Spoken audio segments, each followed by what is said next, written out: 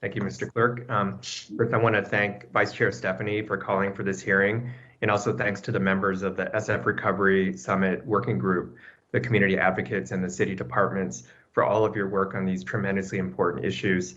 I'm really looking forward to the presentations and the discussion this morning towards new solutions to these very pressing problems that impact so many lives in our city.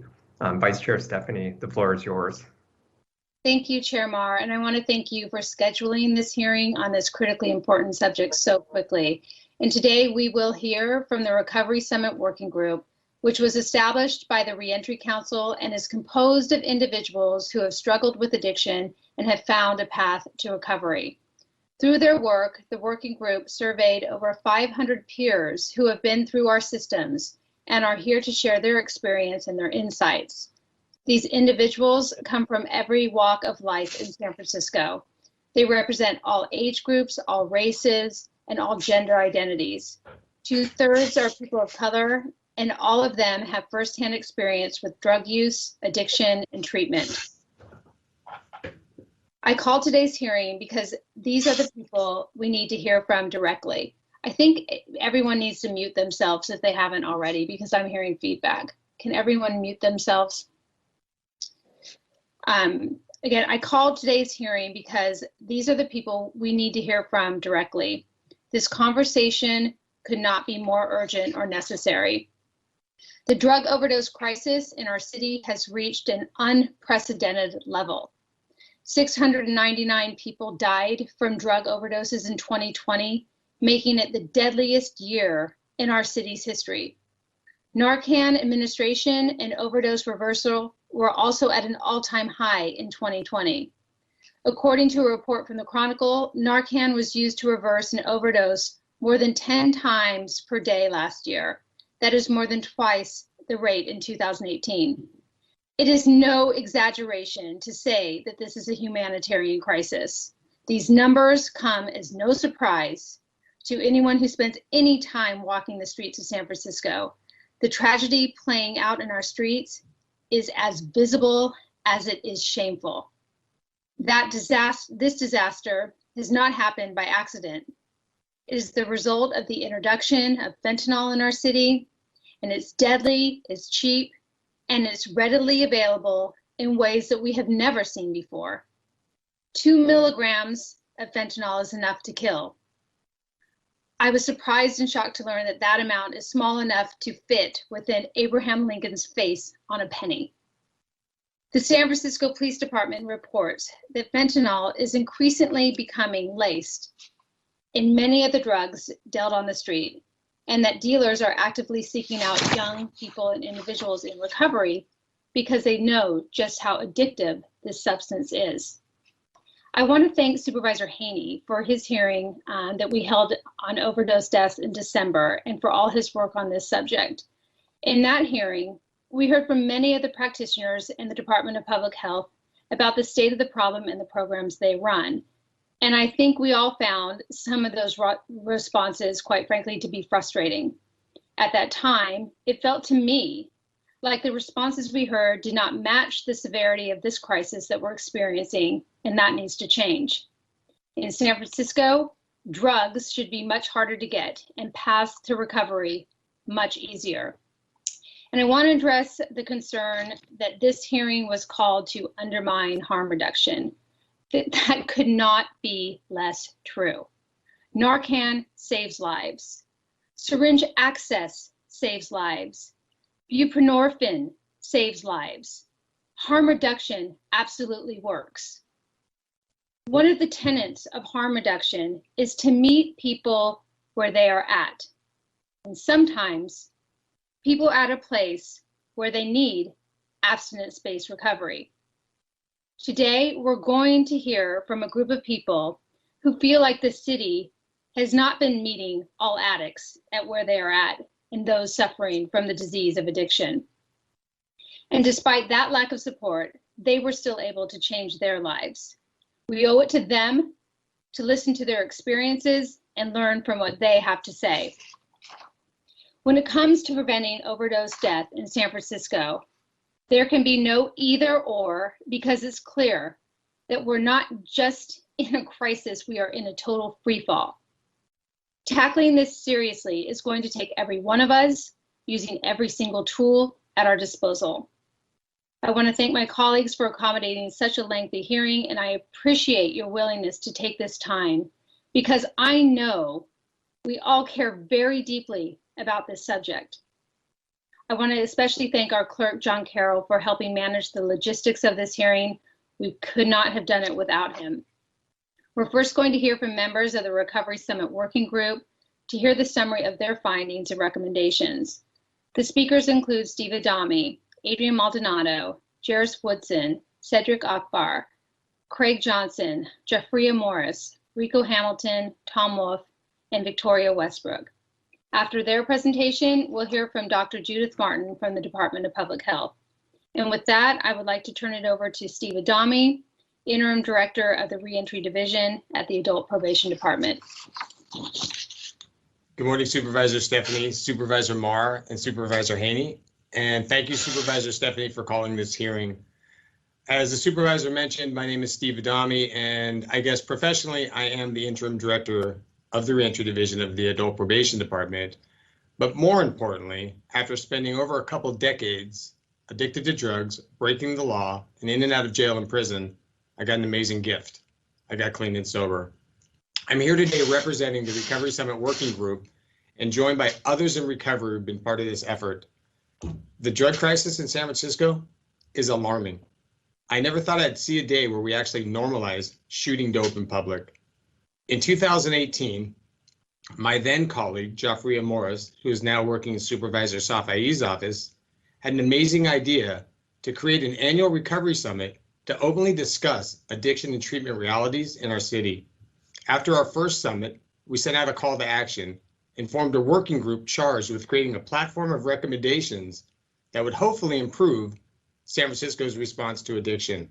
Historically, policymakers do not include the voices of those in recovery. Today, we're hoping to change that. You know, personally, I recognize that, especially in San Francisco, addiction is a tough conversation to have. So I want to be clear. We are not asking the city to stop any of its current efforts. Rather, we are asking the city to enlarge the solution space until it's big enough to meet our challenges. Right now, there are thousands of people in San Francisco suffering from addiction. That is the tragedy. In October of 2020, the Reentry Council, which is made up of 12 city departments, including the Department of Public Health, representatives from the mayor's office, board of supervisors, state parole, federal probation, superior court, and most importantly, 7 formerly incarcerated people unanimously accepted and supported our recommendations we'll be sharing with you later in the presentation. We're excited to begin this dialogue, include the voices of those in recovery, and hope for an inclusive environment of treatment in San Francisco. Next slide, Victoria.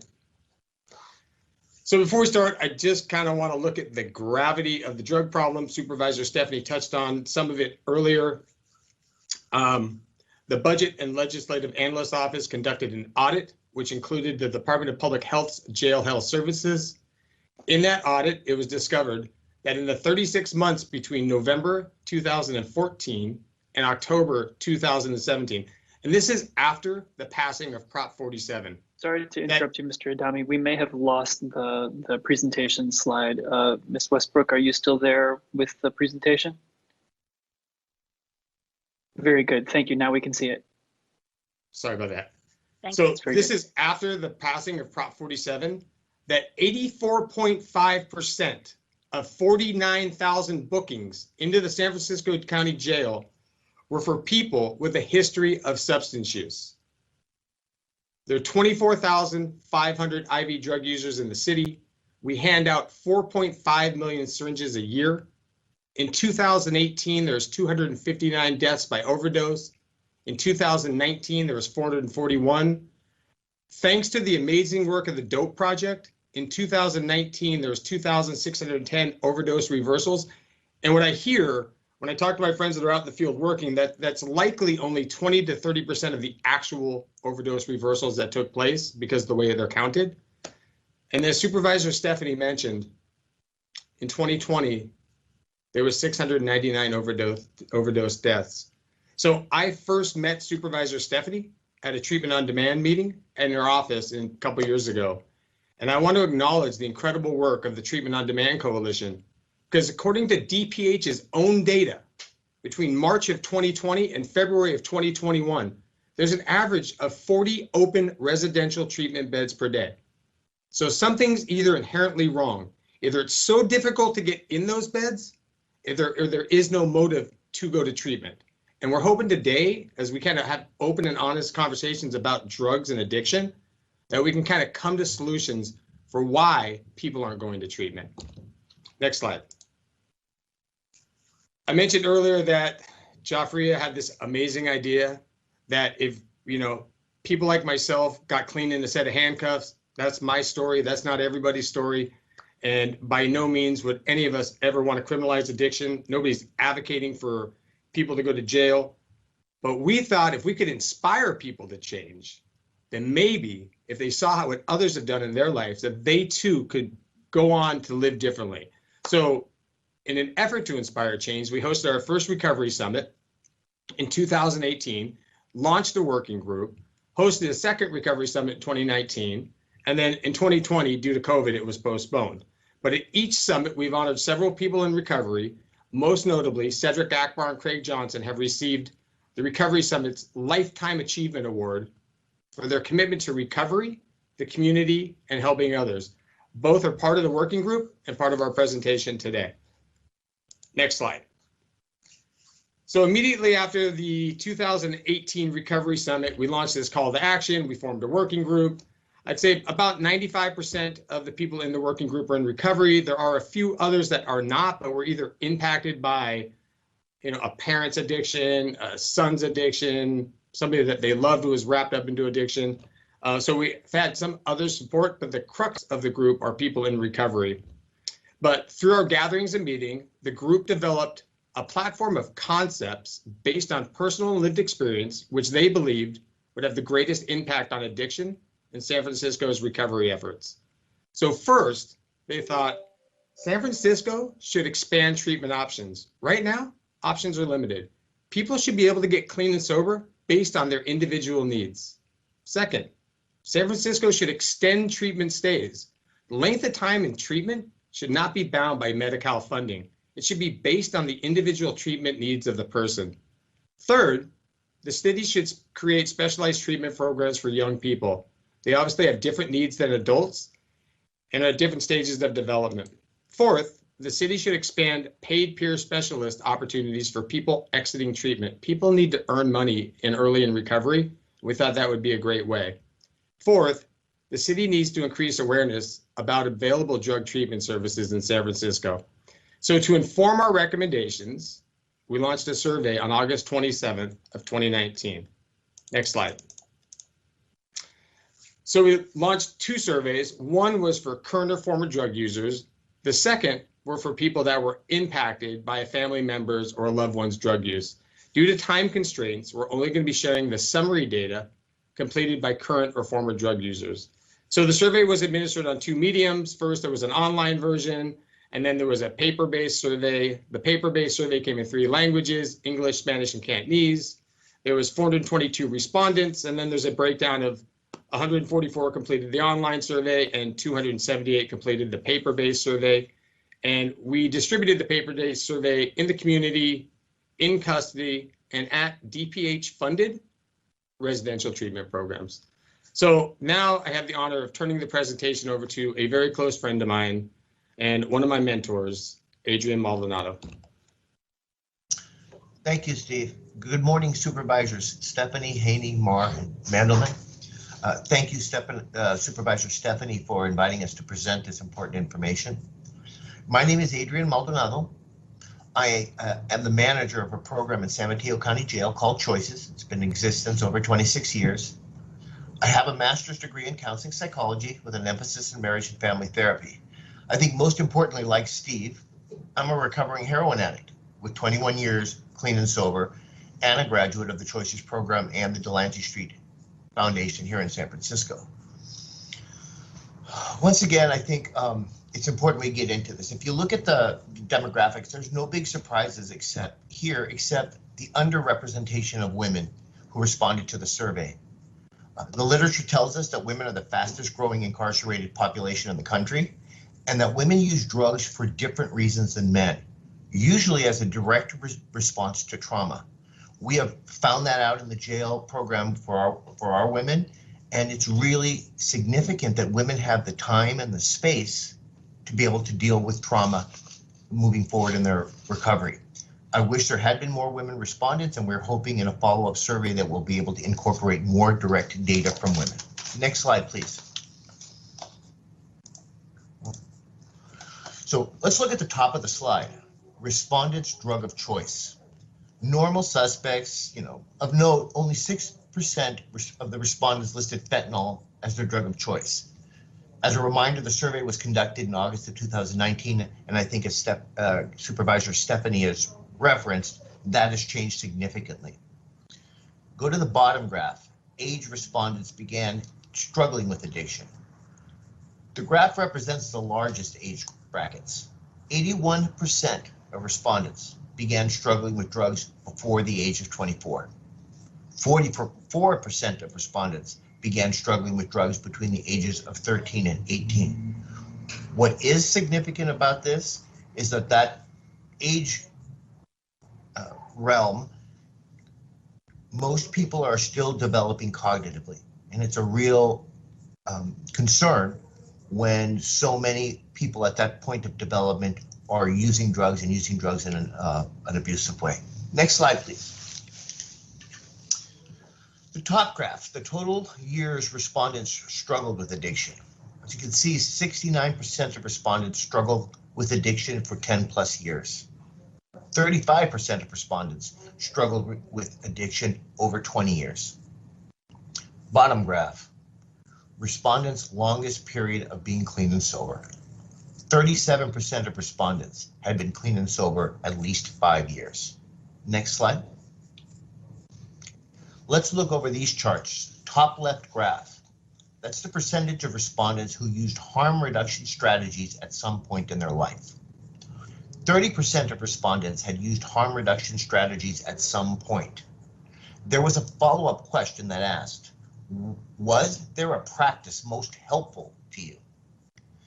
There were only 72 responses to that follow-up question, and 36 respondents stated medication-assisted treatment was most helpful. Of note, there was also several negative responses about medication-assisted treatment. Go to the top right graph, percentage of respondents who attended residential treatment. 73% of respondents had been to residential treatment. 27% had not.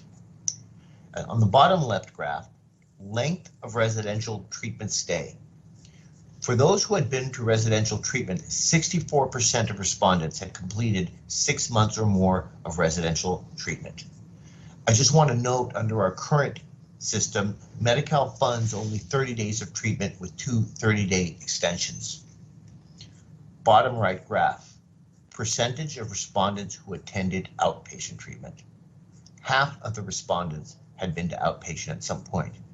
And I would just add, as in Choices, we deal with a lot of the struggle of working with drug Medi-Cal funding and the short stays. All of my population are in custody with significant addiction severity, trauma, and prison sentences. And overwhelmingly, we find when our clients leave the jail and go to long-term treatment, we see much better outcomes as far as continuous sobriety, lack of recidivism, and trauma responses. Next slide, please.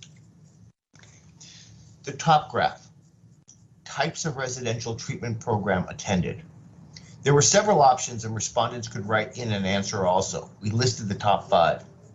63% of respondents had attended 12-step residential programs. 38% of respondents had attended social model and behavioral modification programs.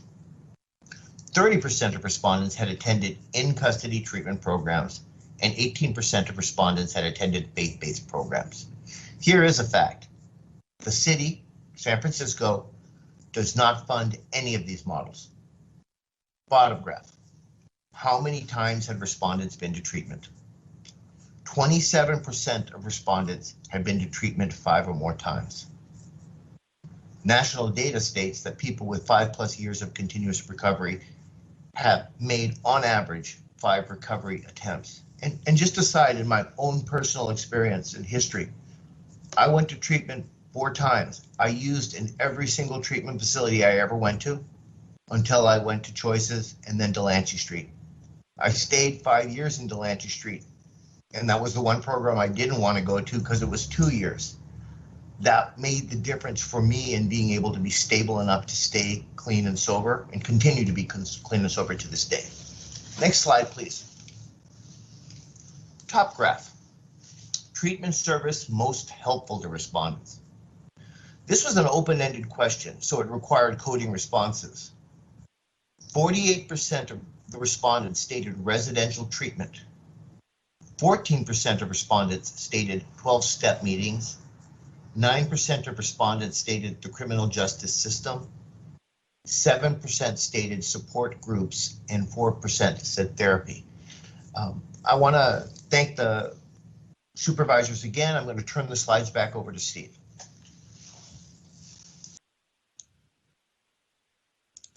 Thank you, Adrian. Okay, so we're going to look at the bottom graph, and this is our Likert scaled questions where we begin to provide like a holistic view of respondents' opinions of our core recommendations. So the bottom of the slide reads this: there is a need for more drug and alcohol treatment options in San Francisco, including abstinence-based, social model, faith-based treatment programs, harm reduction strategies, safe injection sites, and mental health programs. 74% of the respondents either agreed or strongly agreed. 60% of those strongly agreed. Next slide. Top graph. There's a need for longer residential treatment programs ranging from 90 days to 1 year and longer based on the individual needs of the individual. 69% of the respondents either strongly agreed or agreed. 55% of those strongly agreed. Bottom graph. There's a need for specialized residential and outpatient treatment programs for youth and young people ages 16 to 25. Again, 76% of the respondents either strongly agreed or agreed, and 60% of those strongly agree. I do want to mention one thing, like when we're talking about specialized treatment programs for younger people, we are still phrasing them under that expanded model where right now in San Francisco, there is one lane. There is no outlet. So if I'm a heroin addict and I want to go to treatment, that I am forced to go to a treatment program funded by the city where people may be on methadone, people might be on pain management, which we think is a fine option for people. Like people need that option for sure. But what we've heard firsthand from people and people on this call in part of our presentation, that over and over again, they get sent to programs where people are on methadone and maybe they've been on it multiple times. And what we find is they can't stay clean in that environment. And they'll call to be like, do you know somewhere else I can go? And this is the interesting part. So there are other places they can go where they got to get up at 8 o'clock in the morning and go to work for 8 hours, where they're working all day and then groups all night.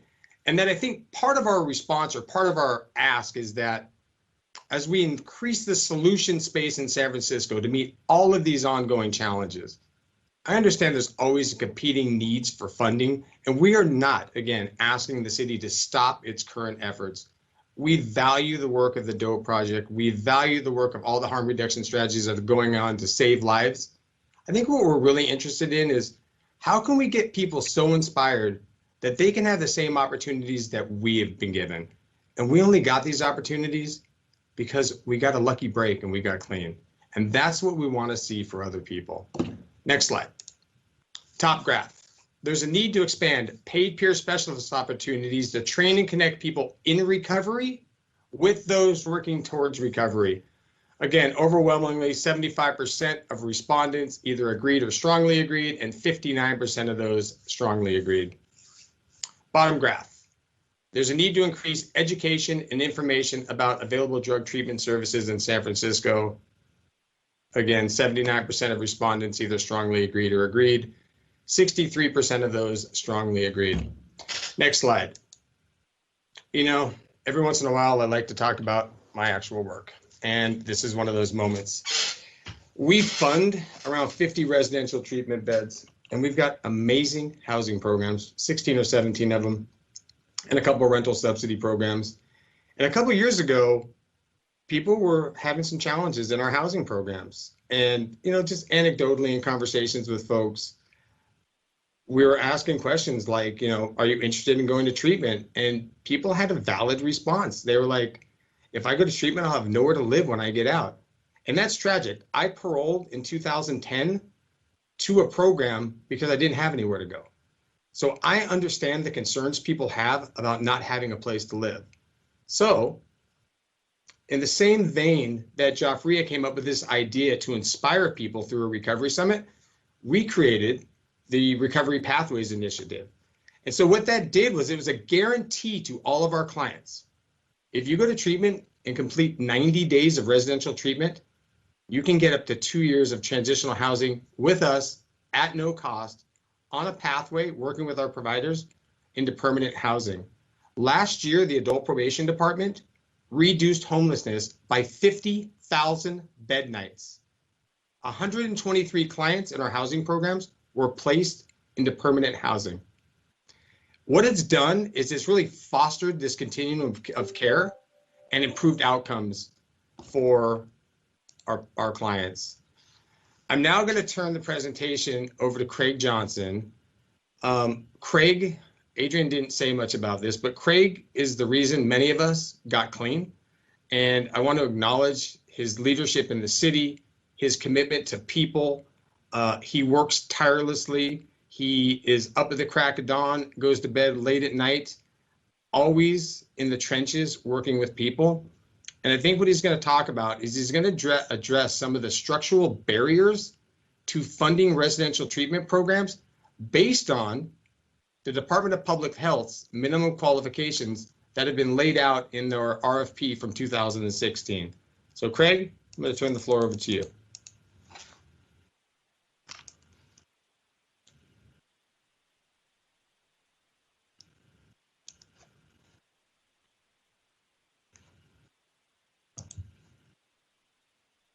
I think Craig is muted.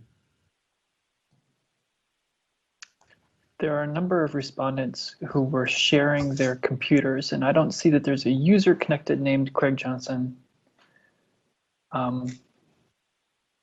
Users should be able to unmute their own systems, however. John, give me 1 second. You got it.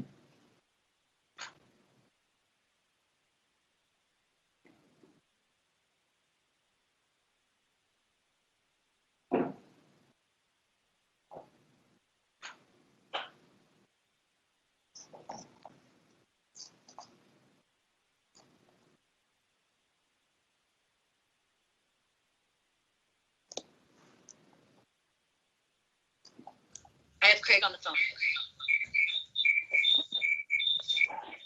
John, can you hear Craig? I can hear some echo coming through. Is this the 902 number? Yes. Could you please mute the background audio that you have, which is giving us a bit of an echo? And just listen to the proceedings through the phone? Or stand back from the computer, something that would stop the delay echo that we're hearing? 1 second. Thank you. Hey, John, if he's unable to do it, I can walk through the slide. It's your call. Yeah, I'll take care of the slide. So, hello? We can hear you. Can you hear Is me this now? Craig Johnson? I can hear what they say. he's under Calvin Johnson.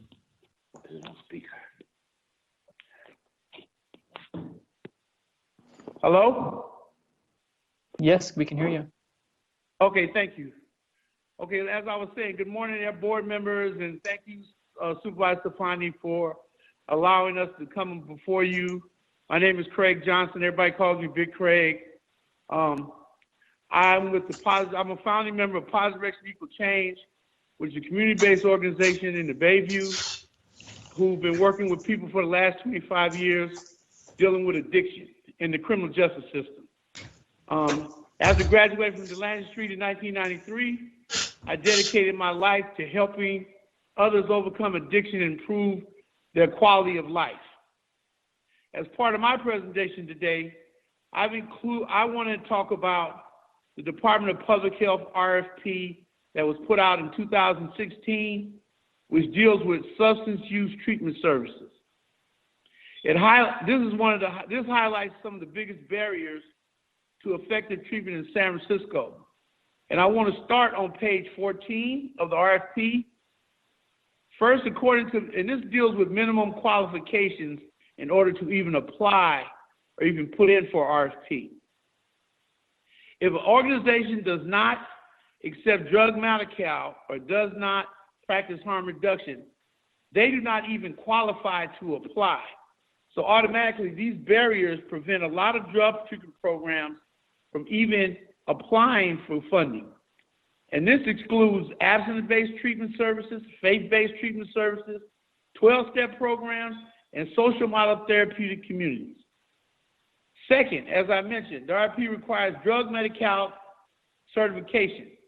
Now, in order, you have to have drug Medi-Cal certification, but nobody provides technical assistance to any new programs in the community that may want to even try to do it. Also, the harm reduction model, again, sometimes is in direct conflict with an abstinence-based program or a faith-based program or a 12-step. And I truly believe that whatever it takes to help somebody get their life in order should be available to them. The next one is the cultural competency and logistics. That's very interesting. So if we talk about cultural competency as something that you have to require in an RFP, then why do we not have more culturally specific programs in San Francisco for people of color or people from disenfranchised communities, or even that focus on people in the criminal justice system? We don't have programs like that in the city, but they want us to be culturally competent. So I'm understanding the programs that are currently out there, how are they culturally competent? That's a question. And like I said, for some people, being somewhere where people look like you and are helping you helps them. The third minimum qualification of the RFP that was not designed for new providers is quite the opposite. If you go on page 15, small community-based organizations providing should have a letter saying that they have financial management, physical integrity, and prior performance. The prior performance requires 5 years of experience working with the city. So how does a program that's new come up and apply for RFP and they've never had any experience with a contract? So again, it creates barriers. It prevents other kinds of approaches from being presented. It just really is, to me, it's just a way to keep the little guy out and just continue to do business as usual. So, like I said, if we really want to help people get off drugs, because I really feel like homelessness and drug addiction are co-occurring disorders. You can't help do one without helping the other. Some kind of way we have to begin to look at other ways and get out of our box and get out of our comfort zones and begin to look at other ways to approach the addiction epidemic that's going on in San Francisco along with the homelessness. They both go together. If you put somebody in a house and they're still using drugs, they're going to be right back outside. So what are we really fixing? Thank you.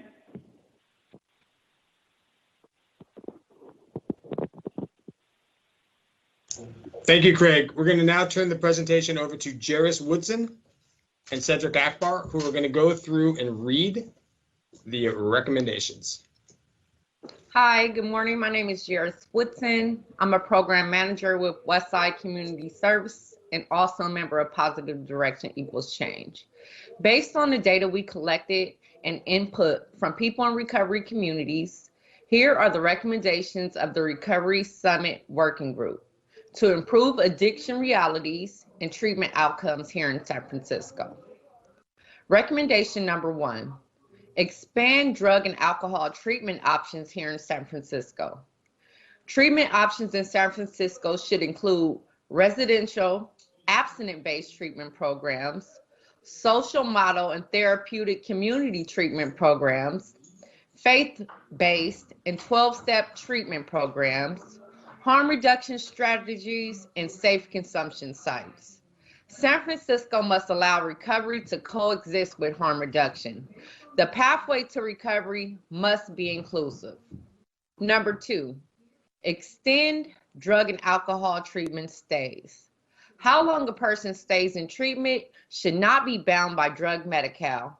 San Franciscans should have access to drug and alcohol treatment programs ranging from 90 days to a year or more based on the needs of the individual.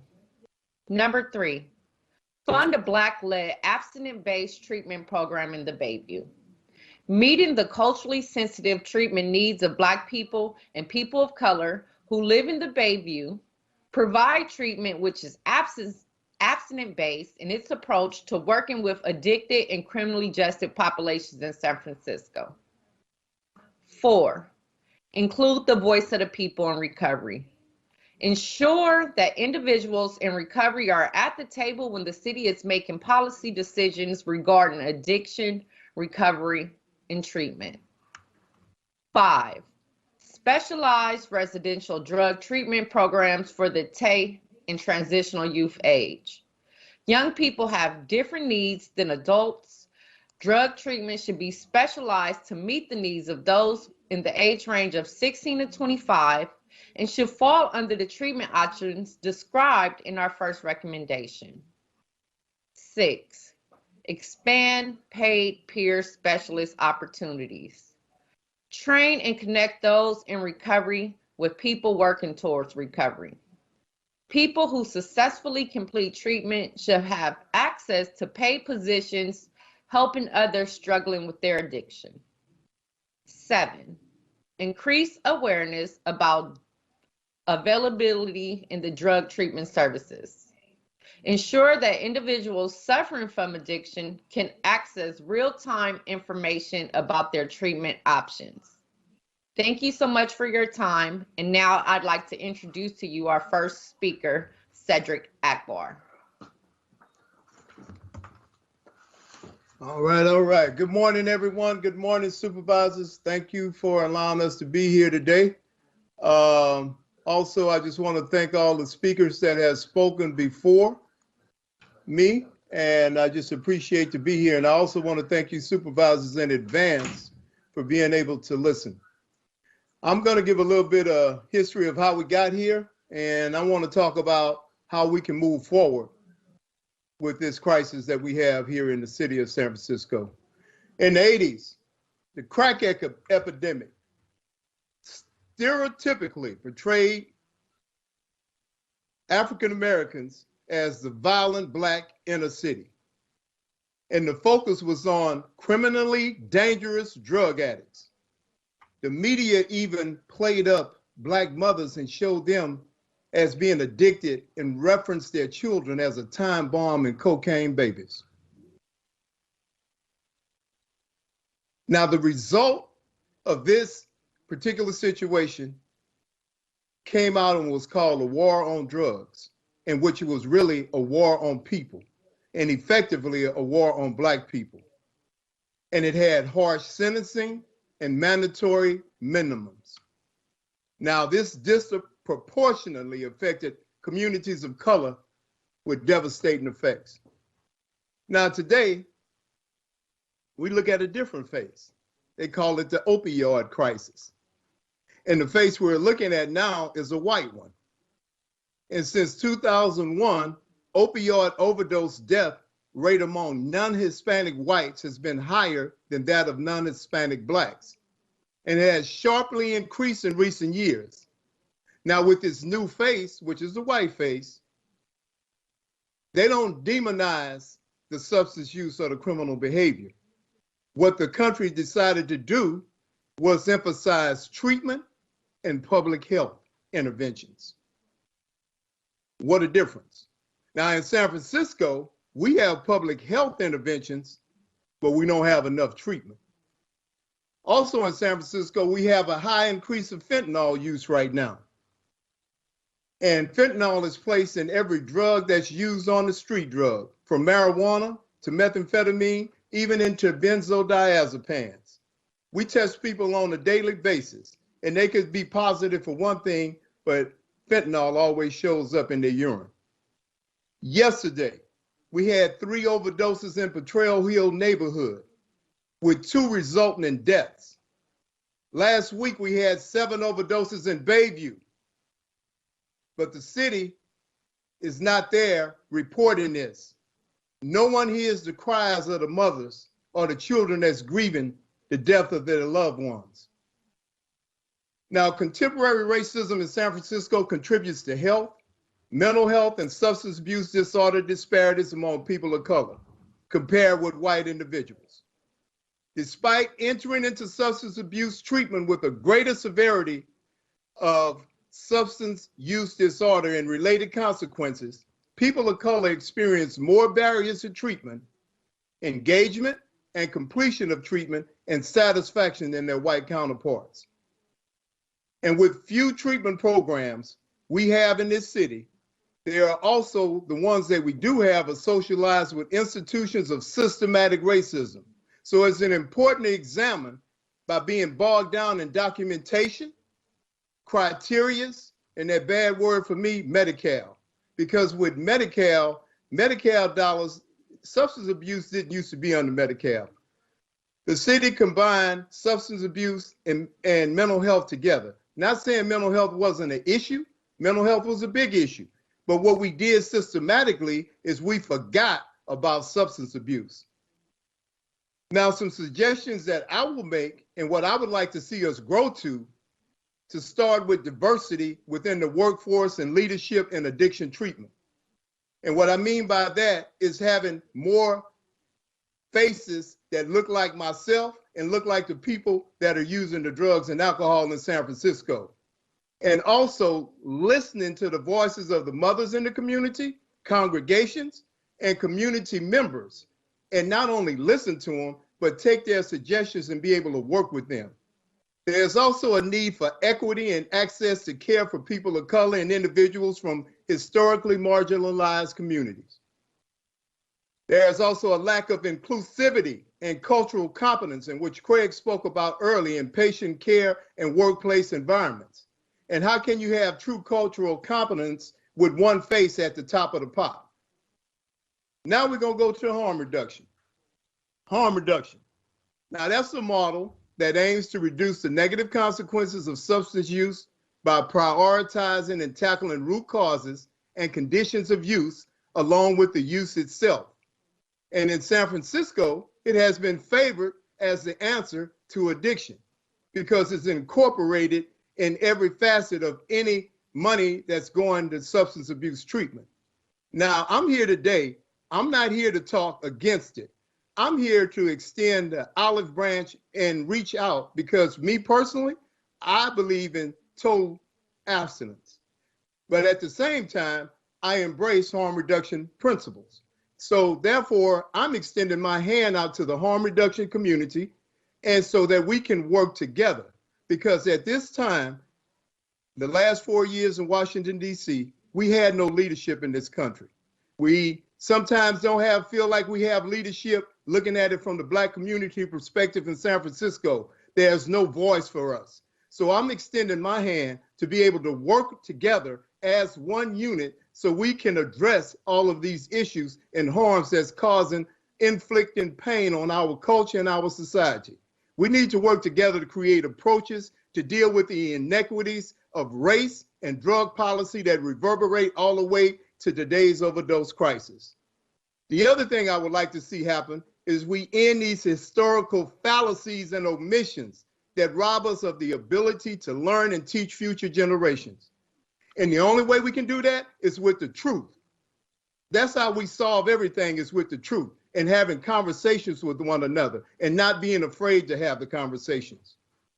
The next step, I want to increase the accessibility of treatment services for Black people so that they have the same opportunity to become rehabilitated or habilitated. Now, this means continuing to draw awareness on the issue of addiction as it affects the humans on a national and global scale. So these services can continue to be prioritized and funded. And we're pursuing this through education and sharing accurate, relevant information. Again, the truth. Now, unfortunately, systematic racism affects a number of people receiving help. And from SAMHSA, which is the Substance Abuse and Mental Health Service Administration, illustrates how negative images of African Americans with addiction issues contribute to mistreatment and harsh punishment instead of treatment and recovery services. So one thing is, let's get rid of the billboards that always have Black people on them to get money, but we don't serve them. And this also may explain why 88.7% of the Black community across the country is not receiving any type of medical treatment for their substance abuse disorder. And the majority of people who need help aren't receiving it. And this perpetuates a systematic racism and keeps the socioeconomic factors negatively affecting the Black community in place. Now, I'm just gonna go here with this one. And my white brothers and sisters have been medicalized in terms of their trauma and addiction, but the Black and brown people have been criminalized for their trauma and addiction. And I'm gonna close with this, during COVID, we used to go out and pass out food, and we still pass out food to the people that are hungry. And we discovered that it was a lot of children that was home without a parent at the house for whatever reason.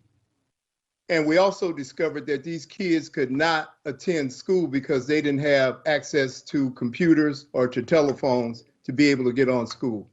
So we opened up our doors and allowed the kids to come in and have school on our computers. In that same note, we had one little boy that was with us. His mother is in front of our office, possibly using every day. And she rung the doorbell one day. And she came in to sell us some stolen things so she could keep her addiction going. And the little boy looked at me and asked me, why? Said, my mama won't stop using dope.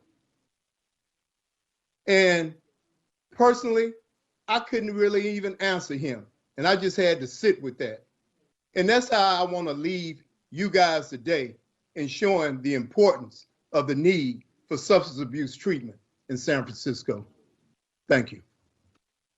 Thank you, Cedric. I'd like to invite Craig Johnson to speak next.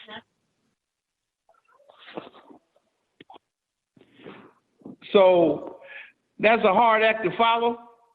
And a lot of the things that he said is things that I concur with. And I really feel are important that we begin to look at them and address them in some kind of way. And I'm also willing to do whatever I can to support any kind of changes that we want to make that's going to really help our community. The last thing I want to say is that all we really are asking for is that abstinence-based, faith-based, behavior modification, social model treat therapy communities coexist along with the harm reduction model. We just want people to have access to whatever they think they need, which will work for them. And that's really all that we want to see happen. That's all that we're asking for. And if you listen to the recommendations, that's what the recommendations are saying. And please support that as much as you can. Thank you. Thank you. I'd like to call Joffrey Morris to the floor next. Hi, Board of Supervisors. I want to just say, before I start in my speech, I want to just really highlight Cedric Akbar and Craig Johnson as a native from Baby Hunters Point and now a long-term resident of Lakeview, Ocean View in San Francisco. Craig and Cedric Johnson have gotten over hundreds of people clean and sober in San Francisco. So when you hear their voices, you hear the voices of those that are clean and sober and productive in our society. And they have filled a gap in the Southeast that was well needed, and they continue to do it with limited to no funding. So I just really want to highlight that as a child of an addict, and just really give you all a glimpse of my life and why I'm a part of this work. I'm a part of Mega Black. I'm a part of SF Black Wall Street, Black Women Revolt. It's nothing right now in this city that's Black that you won't hear Jafria Morris in, because San Francisco has a Black problem. And if we don't want to solve our Black problem, we're going to continue to have it, and it's going to be a result of government not listening to the change makers when we come to the table. So I come to you all today, not as a colleague, but as a daughter of an addict and a felon. From the age of 13, my father cycled in and out of the criminal justice system, starting with stints in Juvenile Hall, Log Cabin Ranch, 850 Bryant, Susanville State Penitentiary. Not having a true relationship with my father until the age of 13, our rekindling bond was soon shaken by his increased drug use. We went through this cycle for 11 years.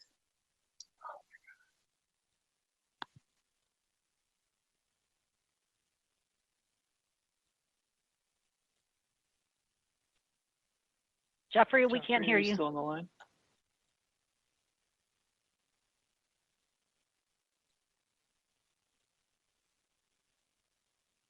Looks like Jeffrey's connection has dropped and she's no longer connected to the call. Okay, Jairus Woodson, would you speak next? Hi, so my name is Jairus Woodson. Again, I have lived in Potrero Hill, which is in San Francisco's District 10, my whole life. I was born and raised here. I was in my active addiction here. I'm in my recovery here, and I'm a community leader still to this day. Last night, instead of having my regular bedtime routine with my 3-year-old daughter and caring for my elderly aunt, I had to spend my night walking around Potrero Hill at all the abandoned units, passing out Narcan and testing strips, because we had 3 overdoses in my community last night. And as a mother, as a community member, when I went to treatment, I had to go to treatment outside my own community. And I was told that the best thing for me was to never return to my community. But this is my home. This is where my family is. And so I had no other choice but to return to the same place I was using at. So for myself, I feel like it's very important to be able to get clean and learn how to stay clean in the neighborhood that you come from. And right now here in San Francisco, we don't have that option. We have to go other places. And for some people, we're asking them to go get help in neighborhoods that can be physically harmful for them. And it might be because of the gang things that are going on, or they don't just feel comfortable being anywhere else because they've only known one place their whole lives. And I just think it's very important for people to remember that and to take that into consideration. Thank you so much for your time.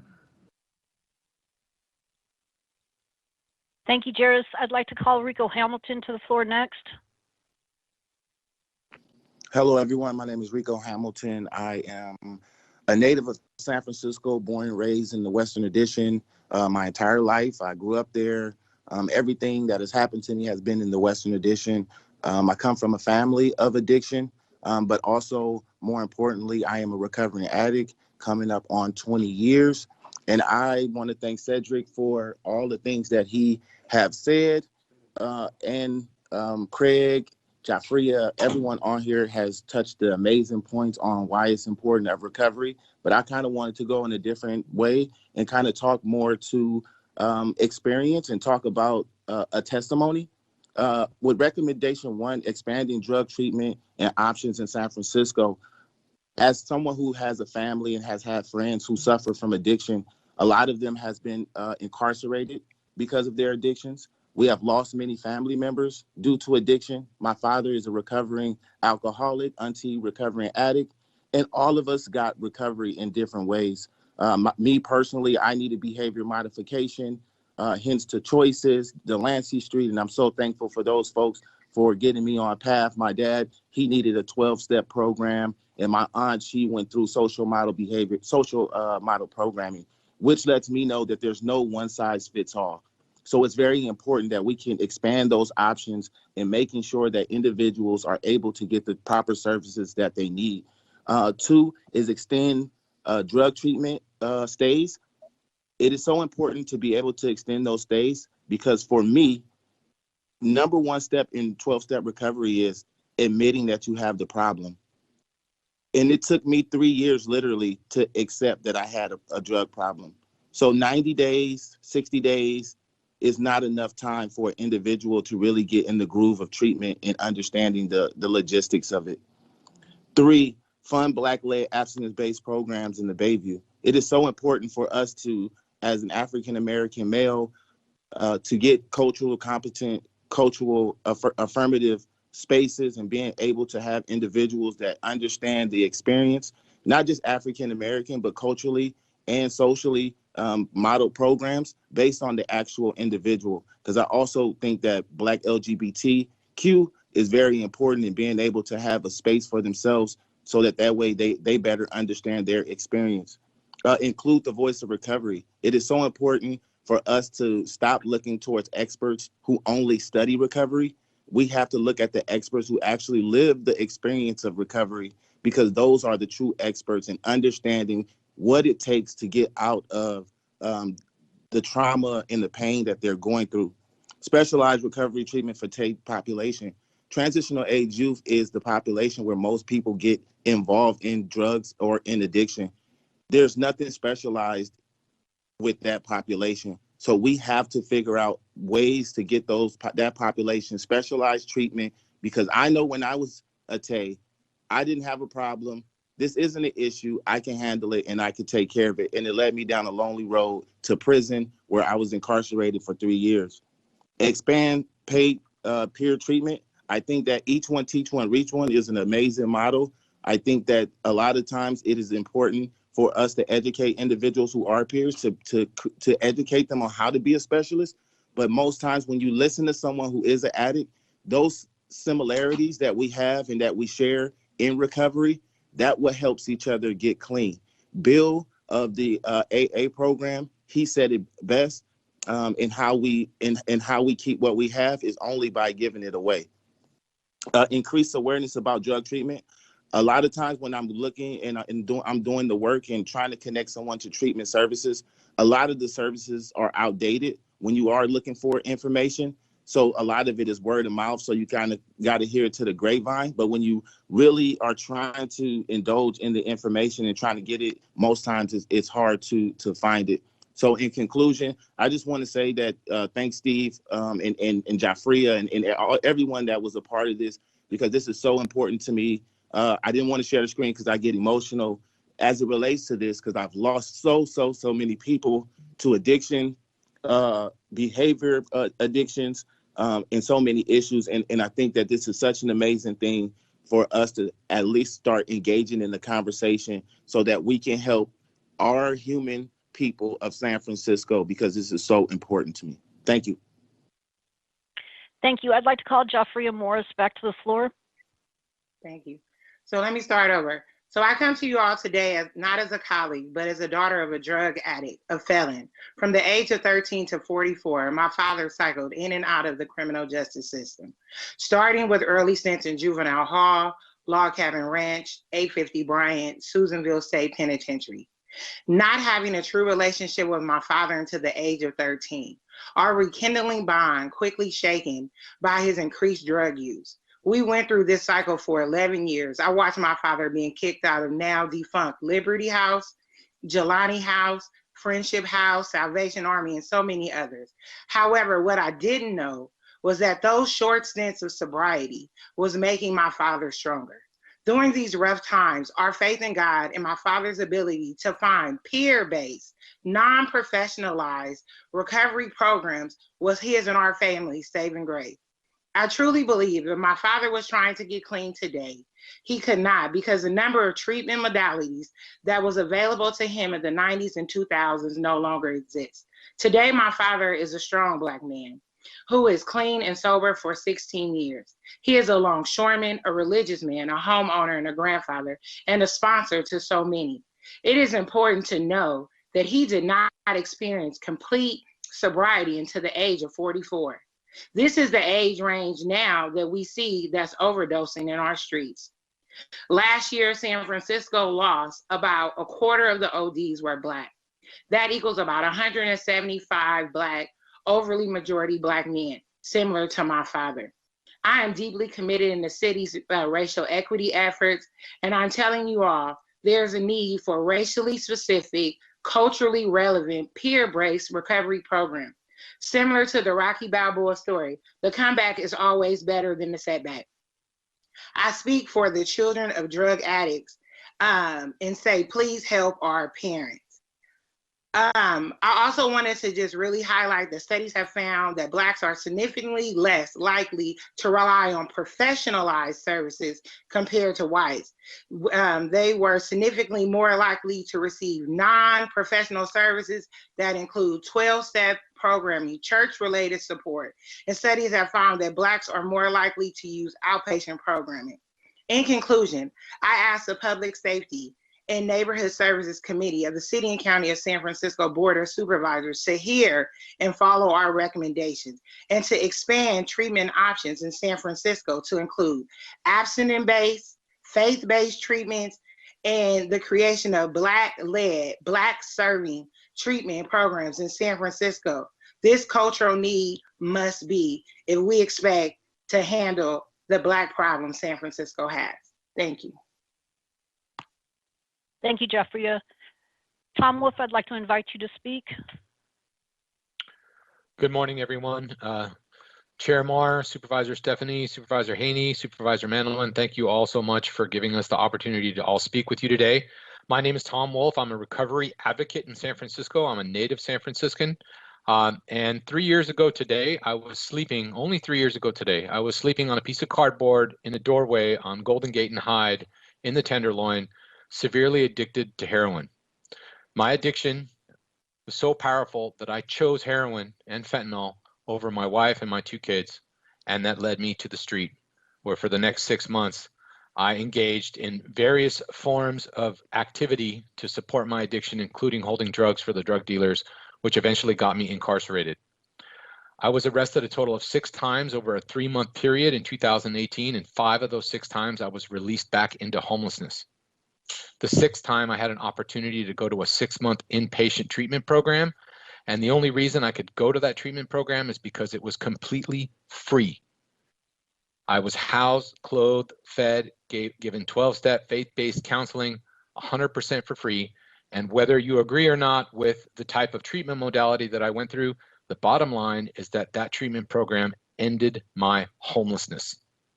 So when we talk about addiction and homelessness being connected, there's a direct correlation in San Francisco. I am living proof that there's a direct correlation between homelessness and substance use in the city.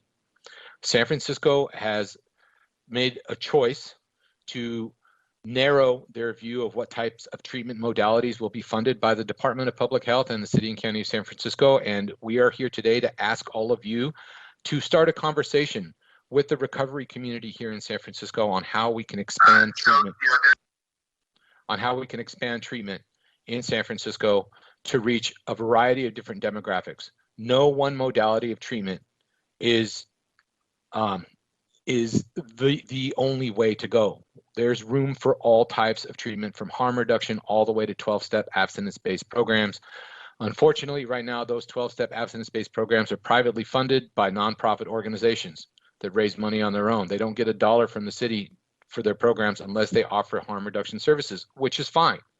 But we need to acknowledge that there are empty beds. The rehab that I went to on Valencia Street in San Francisco has 50 open beds right now for men and 25 open beds for women right now for a 6-month inpatient program that's absolutely free. And we are not doing our duty to serve the city and county of San Francisco and its thousands of citizens that are struggling with addiction by not working to incentivize filling those beds in San Francisco.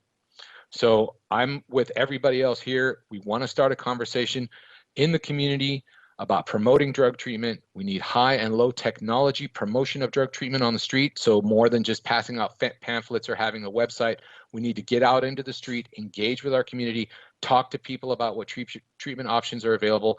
And above all else, we need to lower barriers to treatment. We need a treatment on demand type of model where someone can go directly from the street into a detox bed within hours, not days. Thank you all so much for listening to us today, and I look forward to working with you all in the future. Thank you. Thank you, Richard Beal. I'd like to call you to the floor. Good morning, supervisors, colleagues, friends. My name is Richard Beal. I'm really excited about this opportunity to speak to y'all about the different needs of our Recovery Summit Working Group. I want to applaud Cedric Akbar and my good friend Craig Johnson for being on the battlefield for many years. I started working in this field in 1996. In 1996, I got hired at the Ozanam Center for $3.35 an hour. I worked there for 5 years, detox center. For 5 years, we brought people into the program, and it didn't matter where they came from. They laid down in front of the door, some of them, and they were able to come in and get connected to residential resources. This was the model, social model detox back in 1996. We had a number of programs that we could refer people to, long-term programs that worked. They have faith-based programs, 12-step programs. I'm gonna name some of the programs, and these programs do not exist in San Francisco today. I'm gonna name some of them. Western District Recovery House, Bayside program, Jelani Men's program, 12-step residential program on 48th and Junior, Tom Smith, that was even located in the San Francisco General at the time. Center for Recovery on Treasure Island, Lone Star program. The target population was HIV positive African-American women. Smith House program, Liberation House, that was mentioned by Jafria Morris earlier. Her father went there, she said. Shiloh Men's House, that's a faith-based program. All of these programs existed and more. San Francisco used to be the gold standard when it came to addiction treatment. We used to have multiple modalities to go to. If you wanted to go to an outpatient program, you could go there. If you wanted to go to a faith-based program, you can go there. Anywhere you wanted to go, we had a whole list of programs in the San Francisco community. We had people like Dr. David Smith. We had Dr. Daryl Anava writing books. City College opened up the first substance abuse program. It was great for a long time, but then guess what? They started putting those barriers to treatment with the drug Medicare requirements. Next thing you know, one requirement after another. Then the next thing you know, the harm reduction thing came. And next thing you know, those programs were no longer funded and could no longer exist. Could no longer exist. Like I said, I went into treatment July 20th, 1995. Been clean ever since. I laid down in the front of the door at the Ozanam after being there 53 times. I had 53 detox episodes at the Ozanam Center. They sent me that program 8 times, 8 different treatment programs. I went to my first one in 83. I didn't get clean until 1995, 12 years of going to different modalities. And they kept letting me in 53 times. I ended up working there for 5 years. My brother brought me to that program. In 2011, my brother relapsed. He went into the program, he had a heart attack in the program. He tried to get back into detox and get into another program, and he couldn't because they would not let him in. It wasn't a bed available. My brother had another heart attack and died. I got his ashes in my house right now. You know, and I just 3 years ago, my oldest brother, I sent him out here to San Francisco to get into a program. He relapsed. He couldn't get into a program immediately. He came to live with me. He drank some alcohol. He ended up having a diabetic seizure. March 1st, 2017, I found my brother dead with his eyes open, foam coming out both sides of his mouth because he couldn't get into a program. His ashes are on the other side of my chimney at my house. And I'm just saying right now, it's personal for me. I've been doing this for 25 years with Cedric, with Craig. We need to change. Change is not hard. It's the resistance change that makes change hard. I don't want to see another person die because they couldn't get into a program. I don't want to see another person die like my brothers died that couldn't get into a program where they could identify to. We need to change. You're talking about harm reduction. Harm reduction, meeting people where they are. But guess what? We do a disservice when we just leave them there. It has to have a goal. It has to have a goal, and that goal can be abstinence. That growth can be, that growth needs to be somewhere where they can take where you can go to a place of life where your life will improve for the better, and it works best for African Americans and abstinence-based programs and faith-based programs. We cannot be just limited to harm reduction. We need to fund these other programs. Because we didn't fund these other programs, these programs ended and people died. We can change. We can go back to being the gold standard. We got an opportunity to do something great for some great people. We got a great opportunity. You know, like I said, change is not hard. Behavior outbursts are clinical opportunities. We got an opportunity. I want to thank Steve. I want to thank everybody that, you know, continue to work so hard. And we come to these groups after hours. We don't get paid. I don't get paid to come to these working groups and everything that we do. We do it because we come because we care. I've been working in this community in San Francisco for over 25 years, working with Cedric, working with Craig, working with people that have been on this battlefield for years, watching people die. So y'all, we just asking for some help. We need some help.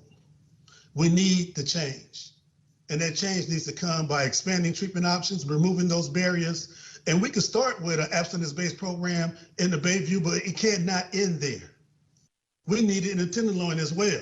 Where Matt Haney at, we need it in the Fillmore as well. We need it in other areas, but it could start right there in Bayview, great. But it cannot end there. A lot of times we start things, but then that's it. We need to continue and it needs to grow. And so I just want to thank y'all. I want to end it like this. God, grant me the serenity to accept the things I cannot change, the courage to change the things I can, and the wisdom to know the difference. Thank y'all for listening.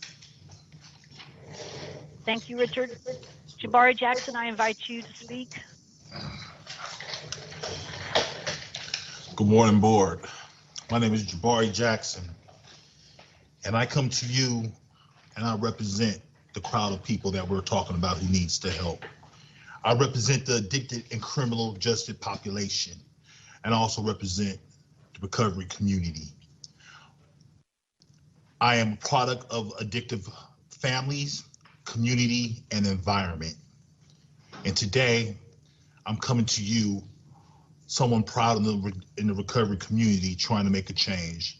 I'm asking you guys to meet us where we are at. That has been said so many times, but meet us where we're at and give us the opportunity for options of recovery. You know, recovery covers so many things, and I'm not here and we're not here to talk down on harm reduction. We applaud the steps that have been made to start this battle against addiction. But understand, addiction and recovery are two different things. You know, when we're dealing with addictions, we're dealing with treatment, and we need the options of treatment to find our niche, to find out where we need to go. 12 steps, abstinence-based, faith-based, all them type of things. Because I'm here today to tell you and represent the crowd of people that harm reduction didn't work for. But before I go into that, I also like to talk to you guys and ask about extending the stays of the drug treatment programs. Honestly, ladies and gentlemen, 90 days, I'm just starting to detox. And I speak for the real live drug addicts here in San Francisco who have lived half their life addicted to some kind of form of drugs, one or another. Many of us, or our parents and our kids, have been sent away to school for 4 years to learn how to live, learn how to do their career in life. So you gotta look at that as an addict. We need more than 90 days to learn how to live our life. So 90 days doesn't do anything for us. People need more than 90 days to prepare how to live their life. So now let me go back to talking to you guys about harm reduction and how harm reduction didn't work for me. You know, I represent every graph that's been shown to you guys today. I've been sat in harm reduction environments, and you guys are telling me how to reduce my drug intake to try to work on my life. It may work for some, but it may not work for others. And the statistics have shown it doesn't work for everybody. It's a proven fact that harm reduction may be a treatment, but it's not recovery. It's treatment. It's a Band-Aid on a gunshot wound. And harm reduction has helped few, but the statistic that shows it has destroyed many. And so we want to start focusing on the many. We need help. And I say we because I'm the part of that generation. I'm proud to sit on here and talk to you guys and be on this panel with these people. For myself, harm reduction didn't work. I had to do it many and many, many times again. I had to do other avenues. I had to do an abstinent base. I had to do faith base. I had to do 12-step. I had to do all them outlets to figure out where I need to be today. And through them outlets, I had a second chance at a first-class life. Now, through them outlets, I could sit up here and tell you all the things I have accomplished because through the grace of God and putting these things in my life, I have achieved a lot of things. But this is not about me. This is about opening the door and holding it for the next person. I am proud to say men that spoke earlier, Cedric and Craig, those are my mentors. They have helped pave the foundation and showed the way to me to be where I am today and developing the passion for others to be here sitting and talking to you guys. Once again, you guys, recovery is a lifetime. Treatment is just a process. And please, let's open the door. Let's be the trailblazers to get San Francisco back to where we were on helping the people who needs that help. And it's nothing better than being trailblazers and starting a treatment center or a treatment location in the Bayview. People are dying out there. I sit to you talking to you guys today with a heavy heart right now because I continue to have people die who've been in this battle with me. I continue to sit up here and tell you how I sat in facilities that promoted and advocated for harm reduction, sitting and dying through my time through treatment.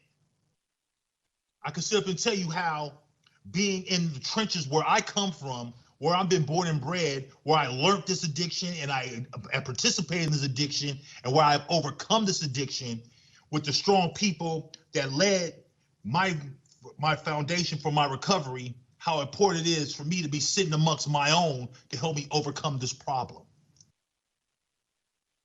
The baby was dying off due to addiction and overdoses, just like many other neighborhoods. But I'm pretty asking to support a Black-led abstinence program in the Bayview.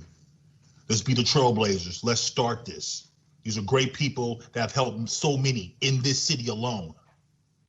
So I'm fully asking for you guys to support this, and let's open the doors. Let's kick the doors down, and let's start giving these people second chances at first-class lives, like you have done for me, and I would like to help them to do for others. Thank you for your time, and God bless. Thank you. Good morning, Supervisor. My name is Victoria Westbrook, and I am the interim reentry policy planner and the Women's Gender Responsive Coordinator for the Adult Probation, and I'm an addict living in recovery. This issue is such an important issue. It touches countless lives in San Francisco, and it personally touched mine. I smoked meth for over 20 years and sold drugs all over the Bay Area and across state lines. These choices culminated in getting me an indictment by the federal government for drug trafficking. A federal magistrate gave me the opportunity to go to residential treatment. Honestly, I didn't go to treatment to get clean. I went to treatment to get out of Santa Rita. You see, I didn't believe that my life could be different. The only time people in my circle stopped using was when they were arrested or when they died. At the time that I went to treatment, I had been using more years of my life than I hadn't. Something happened while I was in treatment. I saw people in recovery getting their lives back. And there were people there that had higher expectations for my life than I did at the time. And they believed that I could live a different life. I started to believe it too. I attended 6 months of residential treatment and transferred into aftercare prior to going to prison, and did another 12 months of treatment while in prison. This may sound unbelievable to many of you, but I remember sitting on my bunk while incarcerated thinking that my life was bigger in prison than it had ever been on the street. My life had gotten so small from my addiction and the life that I was living. I released from prison in September of 2016 and started working in our community to help people with similar backgrounds to me so that they too could live a different life. I was hired by adult probation in July of 2019, and I'm grateful and honored to work for a department that values lived experience. When I first stopped using, I would never have imagined what my life could be like, because my perspective was that we addicts never stopped using. But I'm here today to tell you that we can and do recover if given the opportunity, held accountable for our choices, and shown a different way to live. I ask you to take these recommendations seriously. Although I embrace harm reduction practices, I know for myself I wouldn't have been able to get my life back using harm reduction. Harm reduction purists will tell you that abstinence is part of harm reduction, and yet we don't fund abstinence-based programs. Thank you for your time.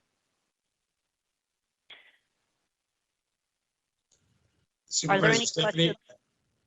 Yeah, Supervisor Stefani, I guess we'll turn it back to you and the committee if there's any questions or anybody you'd like to address or ask questions to.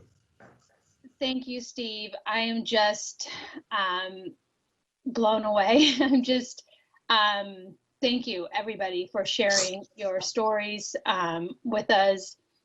It's quite emotional. I can't thank you enough. I think what we'll do is go right into the presentation from the Department of Public Health.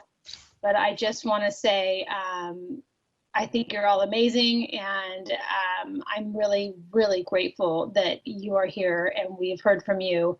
And I look forward to following up with questions and hearing from DPH, and of course, working together to achieve the goals that you so incredibly laid out for us today. So if we can have Dr.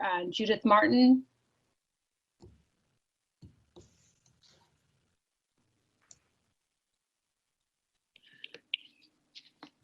Good morning, Co-Chair Stefani and supervisors. My presentation has slides, and so someone else is going to show them. Okay, good.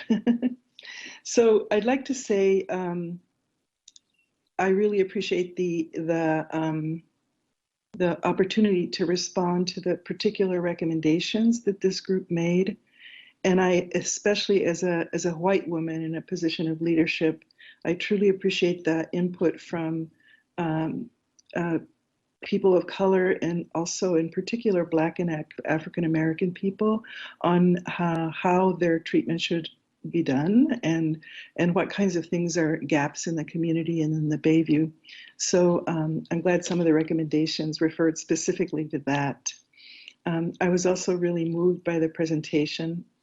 And I agree that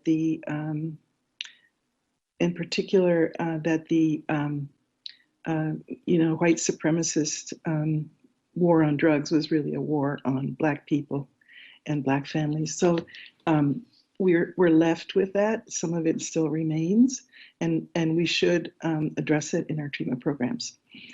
So my name is Judy Martin. I'm the Medical Director for Substance Use Services. I've worked in addiction treatment since 1986. Before that, I worked in family practice, and I'm board certified in addiction medicine. And most of that time I spent working with people addicted to heroin and their families in East Oakland, and then later in the Tenderloin. I was medical director of the Turk Street Clinic between Larkin and Hyde. And then in 2012, I joined the county.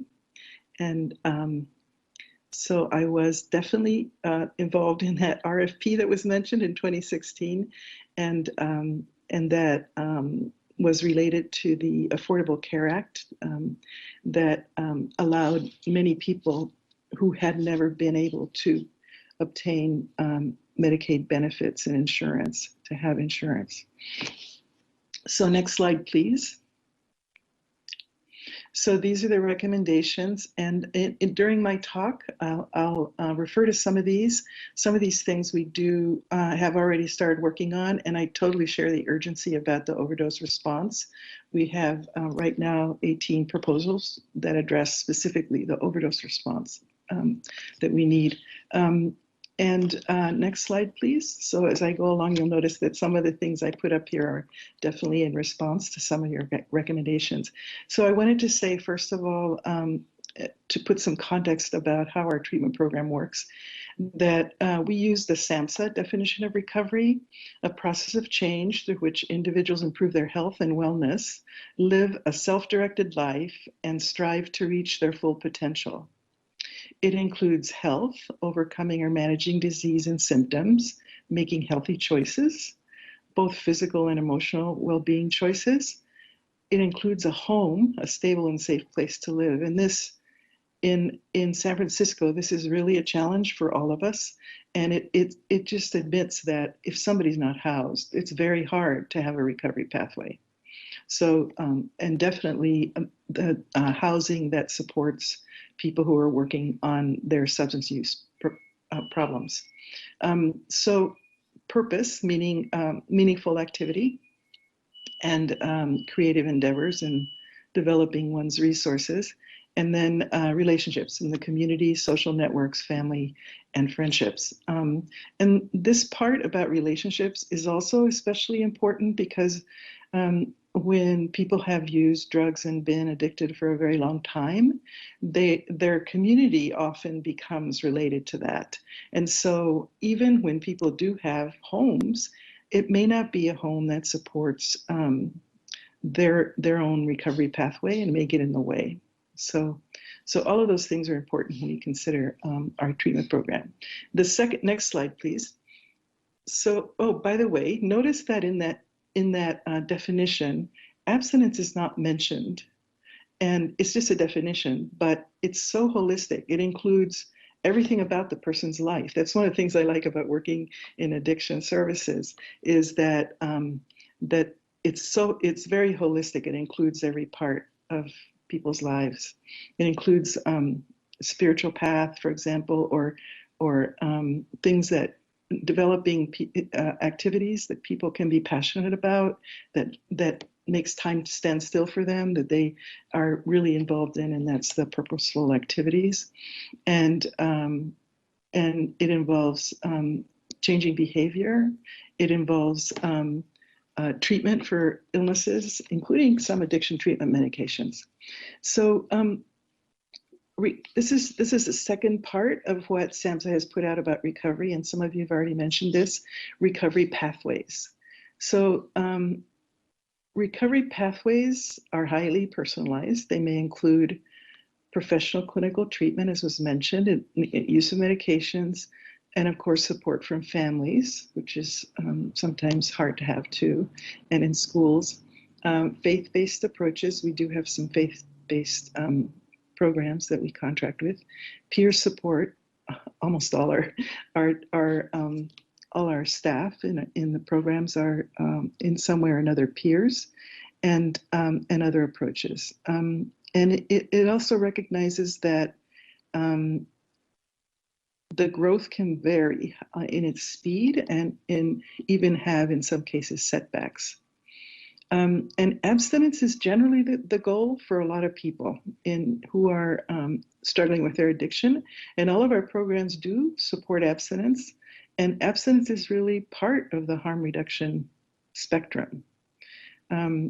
So we are inclusive of people who are working on abstinence, and we have even those who are working on 12-step type abstinence. For example, in the methadone clinic on Turk Street, the opiate treatment program there, when I was there, we hosted Methadone Anonymous, and people worked the 12 steps and had sponsors. And so 12-step obviously is based on Alcoholics Anonymous. It's been around since the 30s and really has saved many, many lives. And for a while, it was all we had. There was no other kind of treatment. So a lot of people have done well with that. It's not a professional treatment. It's not even treatment. It's mutual and self-help. So in treatment, what we do is what we call 12-step facilitation for those people who want to do it. We can talk to them about which step they're doing, or ask them whether they have a sponsor, whether they volunteer at the meeting, do they have a home meeting, etc. So the other thing that's really important to say here is that recovery is supported by addressing trauma. And it's very important that in our treatment system and our programs, we don't end up having a structure that re-traumatizes people. So we're working all the time on creating programs that are welcoming and that listen to the people who are coming in about what they want, what they need, and work with them. Next slide, please. So abstinence, yeah, and this was discussed today, and I want to be sure and explain that the definition we use, which is similar to what SAMHSA uses, is that abstinence does include the appropriate use of addiction treatment medications, such as buprenorphine and methadone. We have thousands of people in methadone clinics, and many of those people are abstinent. And the methadone treatment is what supports their abstinence, in addition to their recovery pathway, their counselors, etc. The other thing I would say is buprenorphine in particular is available in many different places, not just in opiate treatment programs, the specially licensed facilities where you have to go if you're in methadone treatment. So it allows more free access to buprenorphine. And the other thing about buprenorphine is it's very protective against fentanyl, which is one of our big problems right now. So a person who has buprenorphine in their body is 95% protected against overdose from fentanyl. So it's a key element of what we're working on. And opiate use disorder is the most common reason that people come in seeking treatment in DPH. So long-term medication treatment is indicated for most of those people. And so all of our programs will likely include people who are taking buprenorphine or methadone as part of their recovery path. Next slide, please. So these are some of our guiding principles in behavioral health services for treating addiction. Individualized care is offered in the least restrictive, medically indicated setting. So moving along a continuum of services to more and more independence is kind of one of the principles. And also medically indicated, meaning that the level of care is determined by a formal evidence-based assessment for level of care. Having different options of recovery pathways and goals is key, and I think everybody in this room agrees. Inclusivity in our treatment programs is important. And the other thing is addictive disorders, and this was mentioned today too, show a range of severity, kind of like chronic diseases like diabetes would, for example. Some people cut out sugar from their coffee and lose 10 pounds and their sugar's under control. And other people do that, plus take pills, plus take insulin, it's still not under control. So some people need, very intense care, including such things as going to the ICU when they're during withdrawal to help them survive their withdrawal from alcohol. And others will just thrive with mutual and self-help approaches and not even have to go into treatment. So and I think that wide range of severity is a challenge sometimes when we design programs, because we have a lot of peers who and a lot of the professionals, a lot of the counselors, and certainly peer navigators too. But a lot of the people who work in addiction treatment have been touched in some way by addiction, sometimes themselves. And if they've seen something that's successful for such a highly charged, difficult area as a substance use disorder, it's hard not to preach it. It's hard not to say, well, this worked for me, so why don't you do this? And so it's really important to remember that everybody needs different things. So the harm reduction policy is key in all of our programs. It's a policy that's been in place since 2000. It includes abstinence, And it means that what it means is participants are not discharged because of relapsing if they're not abstinent. So it doesn't mean that the person stays where they are necessarily, but they have to, so their needs have to be addressed, including perhaps even more intense care. Using the diabetes simile, it would be you don't stop somebody's insulin if they eat a donut and their sugar goes up. You work to help the person perhaps not eat donuts, but also to improve the treatment so that it can control the blood sugar again. So each treatment program has to have an overdose response plan. That's part of their contract, and it's part of harm reduction training that's required. And each harm reduction site, we have organizations that are not part of treatment and not within behavioral health services that specifically are set up to provide safe use supplies such as syringe access and also naloxone in the community. That's been in place since 2003, and it's definitely been very, very useful and saved many lives, as you know. Each of those harm reduction locations offers paths into treatment options, and we need to increase those. That's one of our approaches right now to the overdose response, is to offer very low threshold treatment access in harm reduction sites. So people are going there who use drugs and who don't perceive the need for treatment, but they're doing something healthy, right? They're going there to prevent harm from drugs and alcohol. So if we offer them, for example, buprenorphine at the site, we have tele-access to buprenorphine at Glide right now, one of our harm reduction sites. So somebody basically is saying to them, here you came in for naloxone, and I know that you're using some opioid, and what do you think of, instead of using fentanyl today, you get on buprenorphine and use that instead? And so sometimes people say, yes, this method was pioneered by Barry Zevin, one of our street medicine docs and a luminary in San Francisco on approaches to healthcare for homeless people. And he pioneered that at the 6th Street syringe access site.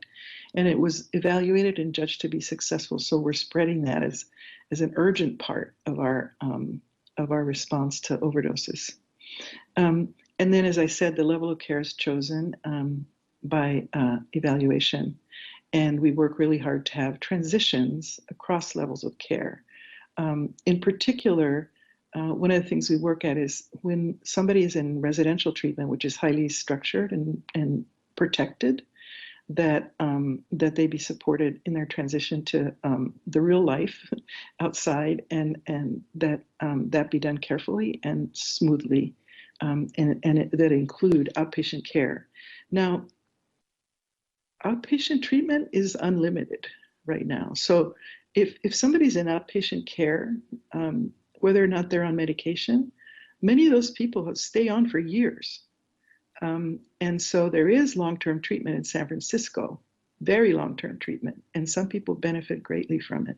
Next slide, please.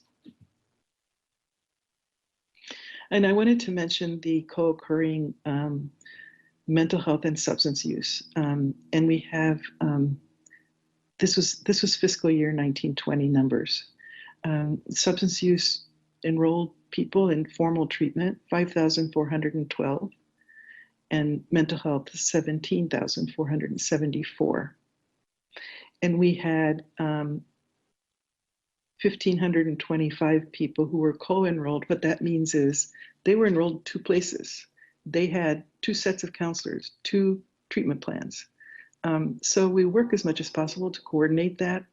And from the information that is gathered from people when we talk to them when they come in for substance use treatment, about 35% of them that get into treatment have co-occurring substance use disorder and mental health disorders, and a lot of those need mental health medications. So we work hard, and in particular, TAID treatment was mentioned. In our youth services, we offer a lot of those under mental health, they have a more robust TAE and children, youth, and families. And so the staff that treat people that do wraparound services for TAE, for example, have some substance use skill. We make sure to co-train people and make sure that substance use is addressed there. Next slide, please. So this is the sort of demographics. Most of the people we treat are men. 99% of our clients are adults, and that's kind of reflects a little bit how San Francisco is right now. 47% are experiencing homelessness, and in residential treatment, it's closer to 95. So this influences every feature of our addiction treatment system, the presence of people experiencing homelessness at such high rates, and it definitely interferes with their recovery pathway if they're not housed. One of the things that I should mention that we did develop recently in the last year or so is when somebody comes into residential treatment who is experiencing homelessness, they're enrolled in the coordinated entry system for permanent housing, and they're not taken off that roll until ever, hopefully until they get housing. And it doesn't count against them now to be in residential treatment or in residential step down. So that could be, it could be up to almost 2 years of treatment that that doesn't interfere with their ability to eventually be permanently housed. This slide also has ethnicity in it, and I wanted to show some things that differ from the census tract numbers. So, notice how low the Asian population is, when in San Francisco, 35% Asian, and look how small, we just had around 2%. So it was a signal to us to see how low these numbers were, and so some of our staff are looking at that and seeing, making sure we have access to, in particular, Cantonese language services. We do have services that are specifically Spanish-speaking and Latin, Hispanic and Latin culturally specific, including residential treatments and perinatal residential and intensive outpatient. Notice how disproportionate the number of African American and Black people. We have about almost 30%. So that's really, compared to 6%, disproportionate, and it largely has to do with the unfair application of the war on drugs and who gets in trouble for it and who comes in for treatment. And we do have some agencies that we contract with who identify as specifically serving Black and African American people in particular, and being culturally sensitive that way. And when we did our RFP, we were thinking that to include that. It is there.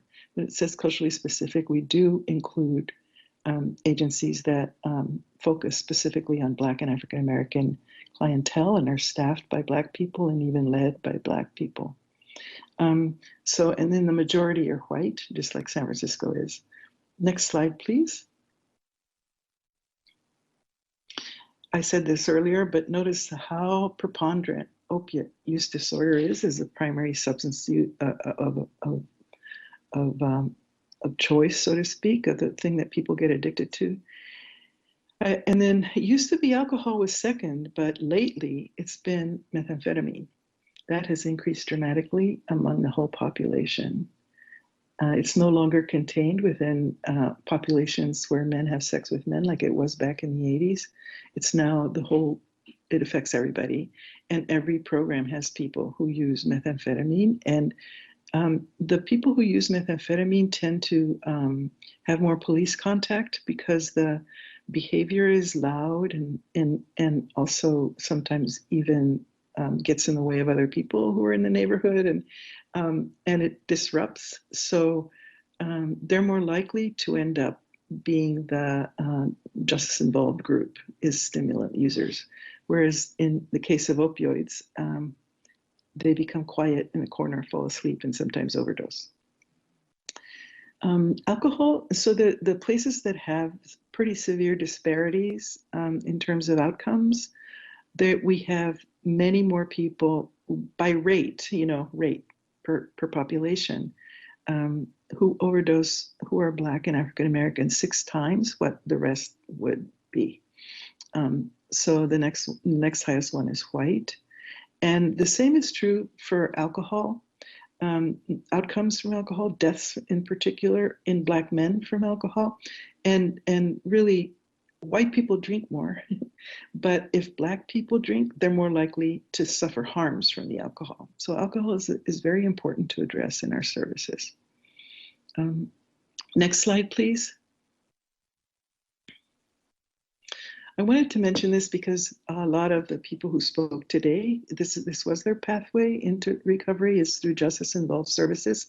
And this has been developed by our forensics department, which Angelica Almeida contributed this information. Thank you, Angelica.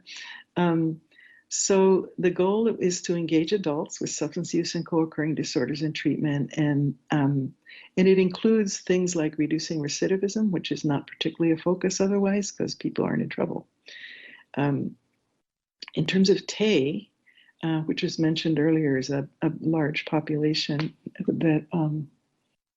that need help. The approach that was taken is to have wraparound services through a specific organization that knows about TAY, and also to provide specialty development of TAY-specific substance use curriculum within and for the residential treatment program, and outreach to TAY population. Peer-based services are there, in particular to support after treatment, residential treatment. And it is a faith-based organization that does a lot of this, detox and residential treatment, that has an abstinence model with harm reduction and client-centered interventions and responses. So I think that might be kind of a thing to think about when in some of the suggestions and recommendations that were made today.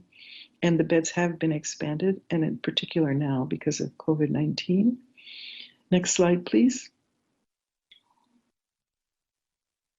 So I wanted to, because a lot of the recommendations were specific to residential treatment, I wanted to comment about that.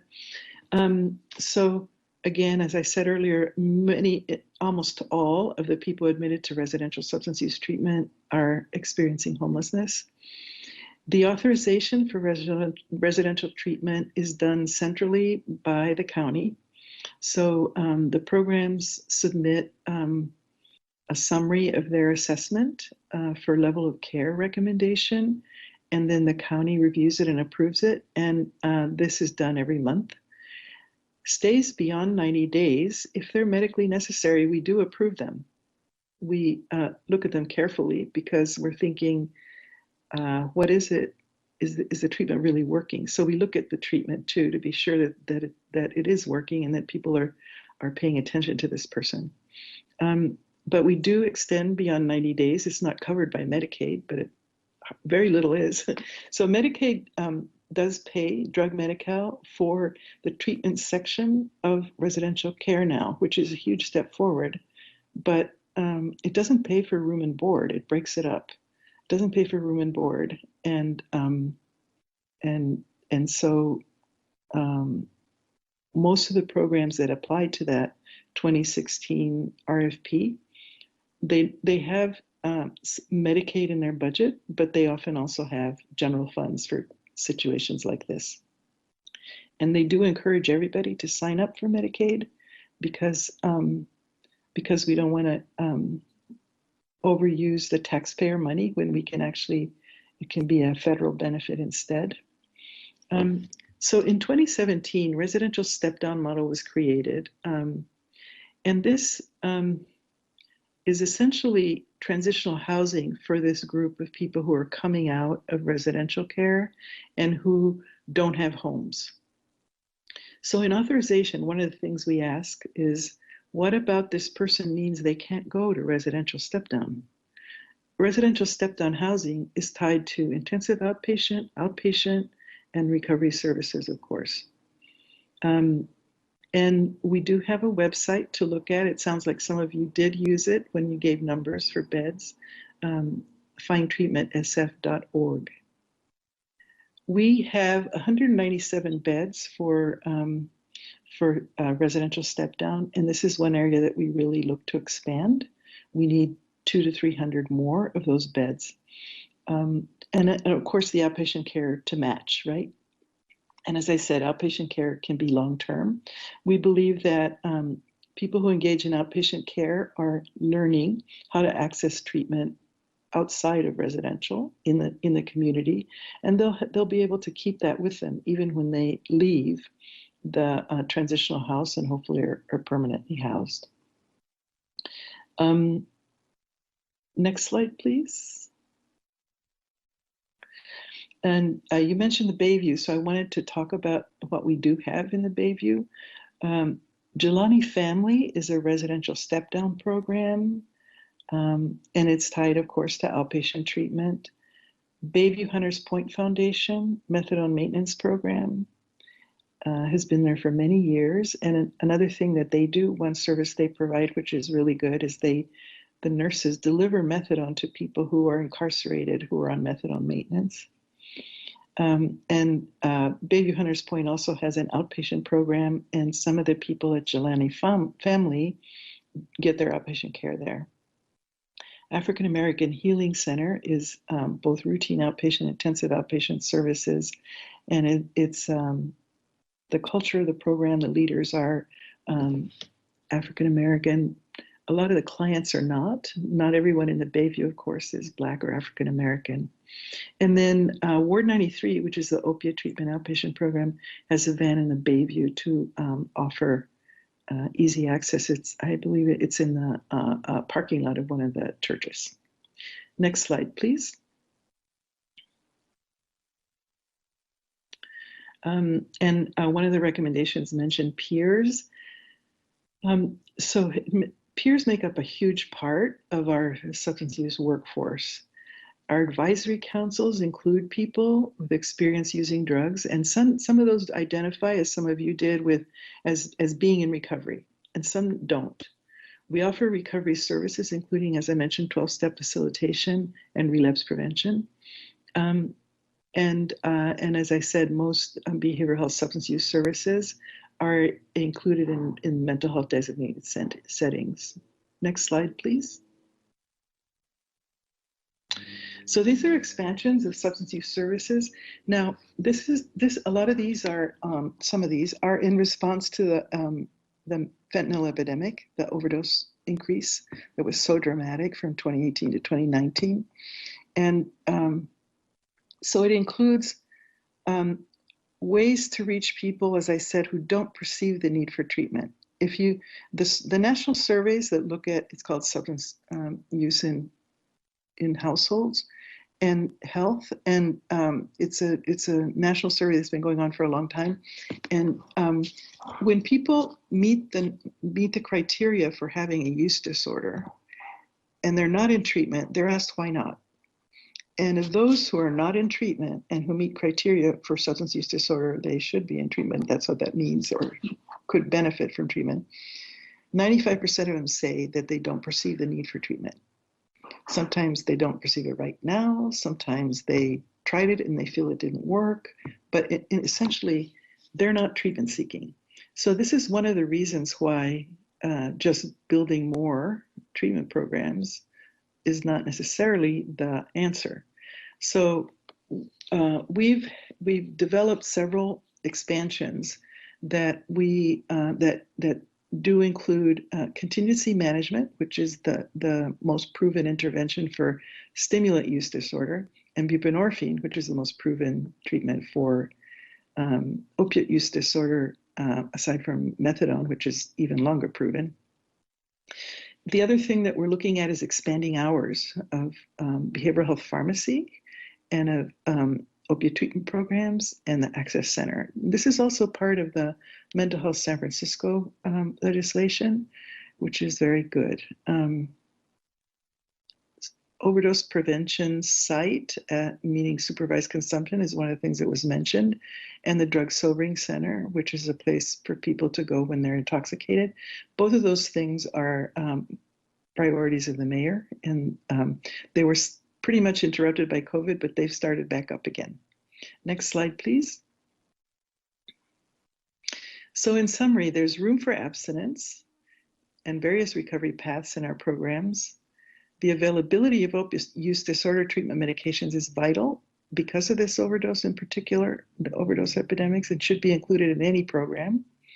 Our residential program designed is tailored to the needs of people experiencing homelessness in San Francisco by including transitional housing, even though Department of Public Health doesn't do housing. But in this case, we were able to justify doing this as part, and thinking of it as part of reentry into the society and being able to comply with the continuum of care. I really appreciate the recommendations and the opportunity to respond to them today. Thank you very much. Thank you, Dr. Martin. I think those are all the presentations we have, so we can get into questions. I'd like to start. I know that Supervisor Haney also has his name on the roster, but just a few questions. Dr. Martin, I want to start with you, and then I'm going to move over to the other presentation to ask questions there. You said DPH is not a housing provider, which we all understand, and nor are you responsible for disrupting the drug market that really is feeding this crisis. But that being said, you have a huge role to play when it comes to identifying the needs and providing treatment and services to those suffering from the disease of addiction. And, I have to be honest, I feel like there's still a very huge disconnect between the presentations, from the testimonials from those who are pleading with DPH to understand what they're saying about abstinence-based recovery. And it leads me to believe sometimes that I feel addiction, continues to be grossly misunderstood. And the idea of people just want to preach it, I think that was said. And, understanding what Richard said, what Victoria said, what Cedric said, this idea is not preaching it, it's the idea of giving it away so you can keep it. Many people in abstinence-based programs live on the foundation that their primary purpose is to stay sober and help another alcoholic and an addict. They have to give it away to keep it. And, I know that DPH has many programs. You just went through them. You just went through that presentation. But for me, the work that you just described, I cannot deny the fact that what we are seeing in the streets and what we are seeing in San Francisco, something's not working. Something is not effective. We are seeing people using the streets. We are seeing people overdosing in the streets, and no one is getting clean. And it leads me to believe, yes, I know that people do not get clean and sober until they want to. Anyone who's grown up with addiction in their life and has, addiction is a family disease, I am quite familiar with it. And for me, is there any comprehension as to what you might be doing, what you could be doing better, and what you might be doing wrong?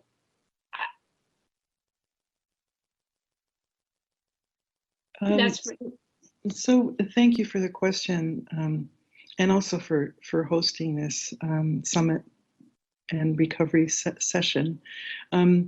So we have a culture of continuous improvement. We aspire to that at least.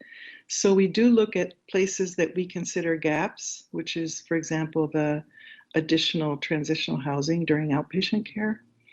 And we try to work on the intake process, especially to residential care. And it's improved over the years, but in addition, now we're doing a lot of things that include linkages. So and this is part of the response to overdoses too. In order for people to engage and be retained in care, the linkage from acute care to residential treatment, for example, is being developed. It has been developed in the last year through a nurse practitioner at TAP, for example, that communicates directly with the hospital and the emergency room and PES in order for people to sort of provide a pre-authorization before the person arrives at the program, so that they get into a bed and then have their assessment, as opposed to having the assessment first. And in other words, she does the assessment while the person is still in the hospital, and by talking to the addiction care team in the hospital. So I believe that one of the areas that we continue to work on is the bed flow, I would say. And it's hard to do that, of course, during COVID because of shelter in place. And so many people have been authorized to stay just because of shelter in place. And so the room and board is covered. And also what's happened in the transitional houses, in the residential step down, is the average stay went from 7 months to 2 years. I mean, people are still staying there because they have nowhere else to go. So we want the longer stays in residential step down and better engagement in outpatient care, and that's why I think we need more of those beds. So that's one of the areas that we identify as an underutilization or a gap, is the residential step down programs. Those are two that come to mind, and then having contingency management is underutilized too in our system. So, and contingency management refers to tangible incentives for healthy behavior, and it's used often as part of linkage. So if somebody starts their buprenorphine in the hospital and continues it either in their doctor's office or in a program, there's a linkage, a peer navigator kind of linkage person, along with clinicians that back them up, to incentivize the person staying in treatment and engaging, and they follow them for 6 months. So this kind of program has improved the linkage. It's doubled it since it's been there. So we want to support that and expand it as part of our overdose response. Okay. I have other questions, like where does a person go for treatment that doesn't actually want to be around medically assisted treatment? But I really want to give a voice to those that came here today, and I want to turn it, I just want to ask Steve, and Steve, if you wanted to have anybody else respond, that's fine too. You've heard from Dr. Martin, and you've heard the presentation and augmenting services and the things that were said. And I'm just wondering if you feel like there's been needs that have been identified. If you feel like what you have said has been acknowledged in a way that you feel that there's a path forward, but just to really get your, I think, take on where we're at with this discussion. Thank you, Supervisor Stefani, and thank you, Dr. Martin, for your presentation. And I want to acknowledge the difficult task that DPH has to do. But I'd also like to acknowledge that I do feel that there's a giant disconnect and that recovery has been hijacked by academics, medical doctors, and professionals. I'm actually not sure I could get clean today, given all that you laid out. There's an interesting dynamic here. The police did for me with a $50 set of handcuffs, which DPH cannot do with a multi-million-dollar budget. And it's like, I would never advocate for incarceration. I believe in treatment, but I gotta say, I am so grateful for the intervention that happened to me, because I'm afraid if I was in San Francisco right now, addicted to drugs, that I might die. It's that alarming out there. So I'm going to turn it over to my peers that I know that I would like Adrian, who is a licensed clinician, who was a heroin addict, who, Adrian could share his own story with you, but, Adrian went to college based on where they had China White. That's how much of a drug addict Adrian was. And I would like him to respond to the Department of Public Health's response to the drug crisis in San Francisco. Well, thank you, Steve. I should actually be on my way back to the jail. I'm going to do a psychoeducational group with our program just after I get done here. I do want to thank Supervisor Stefani again, and I think the question that she posed prior to talking with Steve is an important one, and it probably should get answered, and I hope I'll be brief enough that it does get answered. I think Dr. Martin's presentation is useful, but I think what it's really done is reinforce the recommendations and the ask that the working group, the committee has made. There is a wide spectrum of harm reduction strategies. I was one of the first people to engage in harm reduction, needle exchanges, condom provision. This is in the 80s, and there was fentanyl in the 80s. And it was a problem, and many instances of Parkinson's disease and overdose. This is not a new problem. But I think it does reinforce that need that on top of these strategies, which are really medically centered and, really derived from the idea that the medical profession and experts have all the answers, I think just reinforces that a secondary option that's based on many, many years of practice. Therapeutic communities initially were brought into being to deal with the seriously mentally ill. And in my program, which is a co-occurring program in the jail, we have significant population of the program co-occurring, mentally ill, or forensic mental health followed. They are doing exceptionally well in the therapeutic community abstinence-based program. Secondarily, I think the idea when we use an illustration like diabetes as opposed to medication, or it's apples and oranges. It is true. I would castigate a person with diabetes for eating a donut. But a person with diabetes is not sticking a pistol in somebody's face on Market Street and taking their phone or their computer. They're not getting into a car, as just happened in Supervisor Stefani's district, and taking 2 children because they stole the car on a drug-fueled rampage. They're not injecting drugs on the street, living in tents, defecating on the street, and really impacting predominantly the poor and working class communities. So I think we have to be a little careful with some of these. They become reductive, these kinds of things. I would also say San Mateo County right now has a lawsuit against the distributors of oxycodone. The extreme opiates that were brought into being with a much wider use was a political exercise. Doctors, big farm exercise, and it resulted in the opioid disaster we now face. And I must say, to the great profit financially of many, many actors in that endeavor.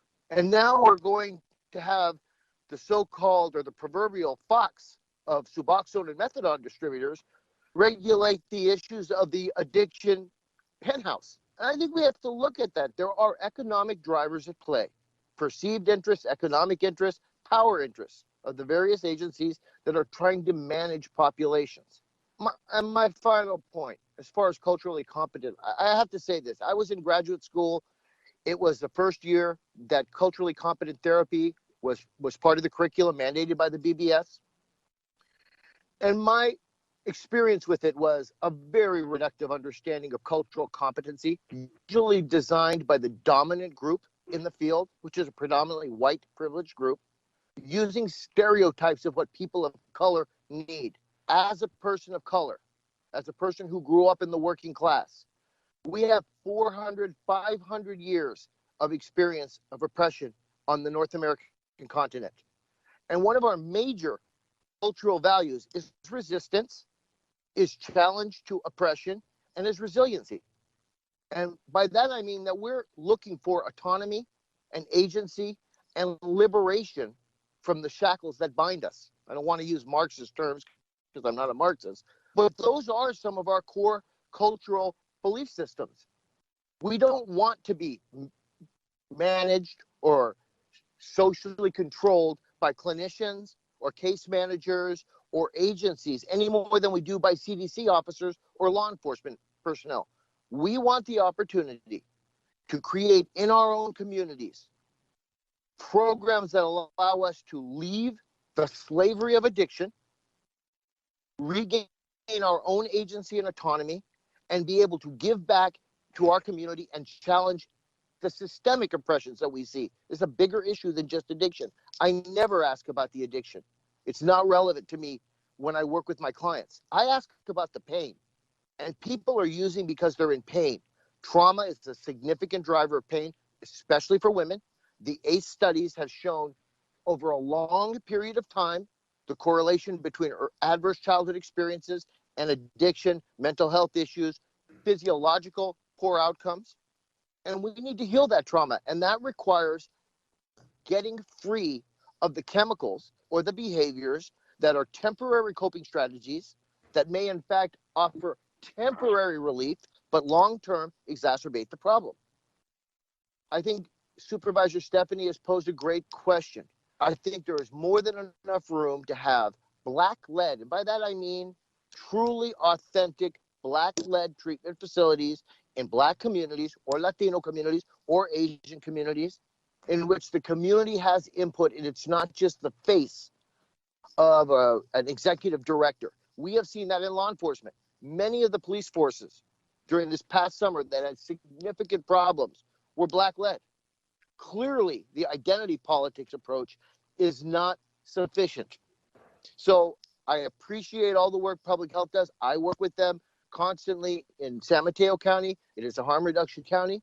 But the reality is that there is a need to have an alternative, or not an alternative, another approach that offers another option that is supported, not seen as competition, but as a parallel approach, and that also allows more autonomy and more agency for the people who are the most impacted by this crisis.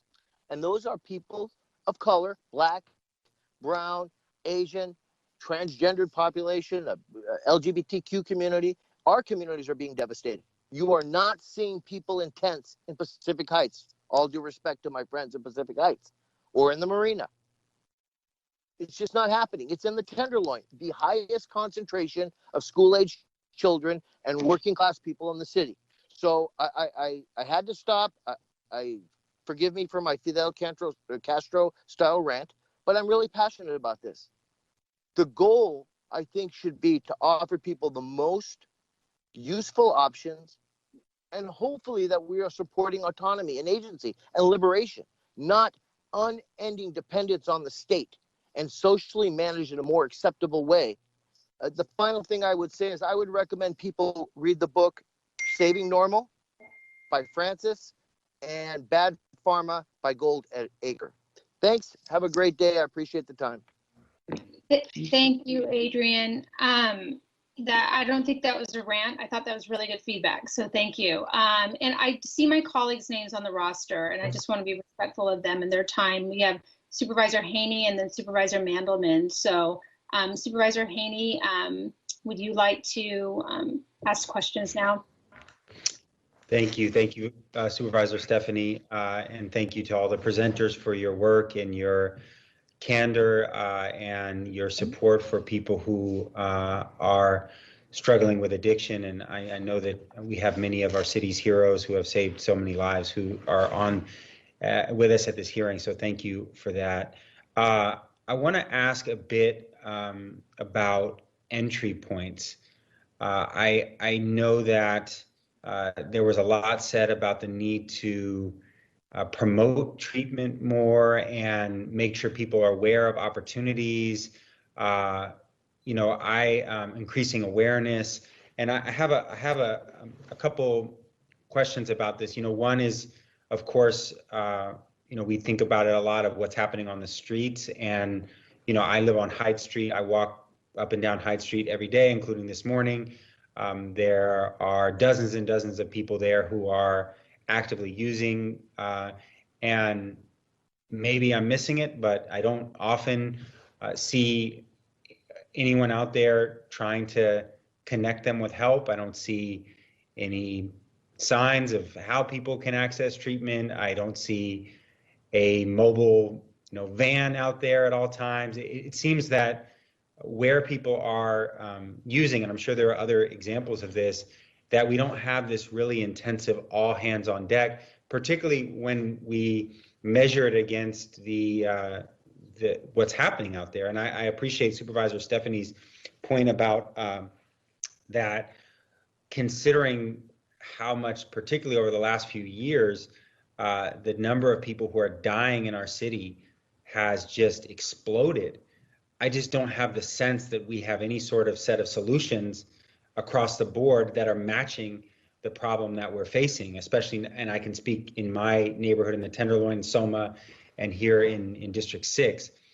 So what can we do to better promote and ensure access when it comes to entry points for people who, and I understand that not everybody's ready at particular moments, but it does seem like everyone agrees that we need to make the barriers as low as possible, as immediately accessible as possible, especially where people are. And I'm just going to leave the question there, but I do want to ask some more specific questions about navigation centers, supportive housing, and shelter-in-place hotels as it comes to access. But can maybe Dr. Martin and maybe one other person provide some perspective on how we can improve awareness and really expand access so it is as easy as possible to the broader array of what is out there? I mean, can this all live in one place with one number, with one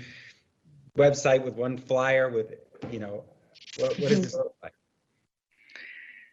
Yeah, so I'm going to respond a little bit according to what things we have planned. I'm sure there are other things that we haven't thought of yet, but right now what we're doing is there are the harm reduction sites are always in neighborhoods, and so they do have people who walk on the street. We have street medicine on the street too, and so we want every interaction to include some form of welcome into treatment if possible.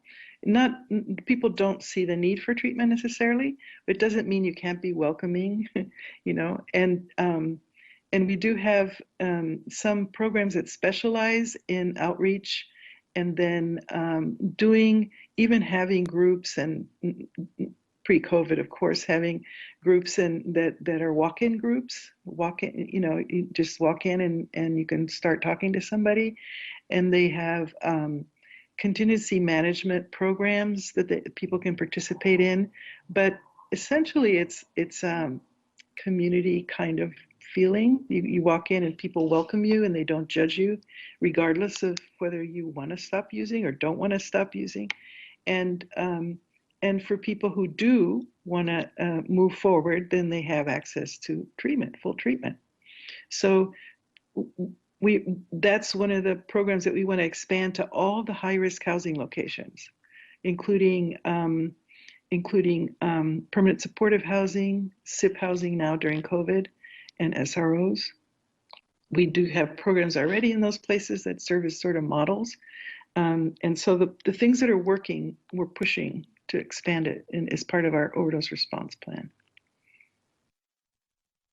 So, Dr. Martin.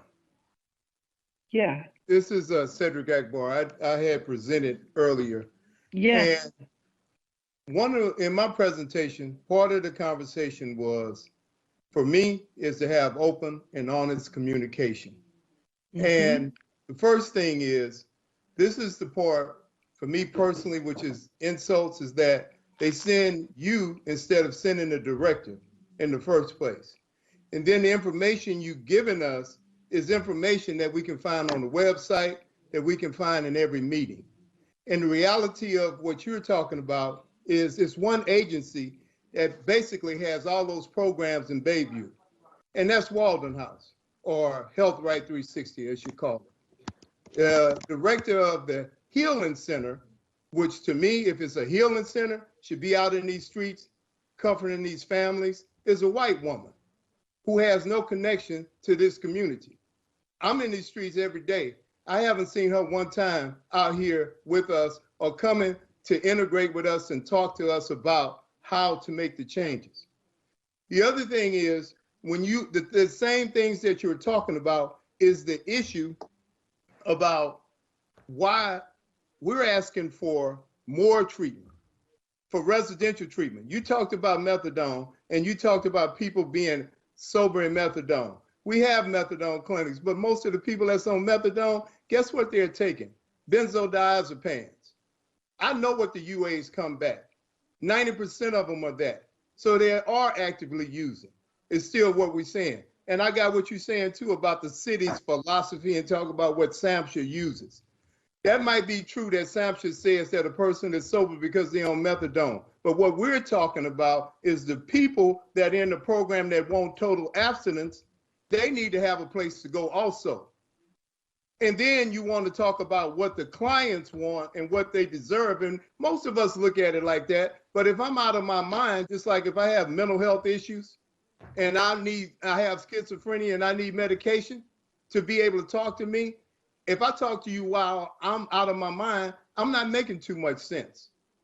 And sometimes as a family approach and as a collective approach, we have to step in and help one another.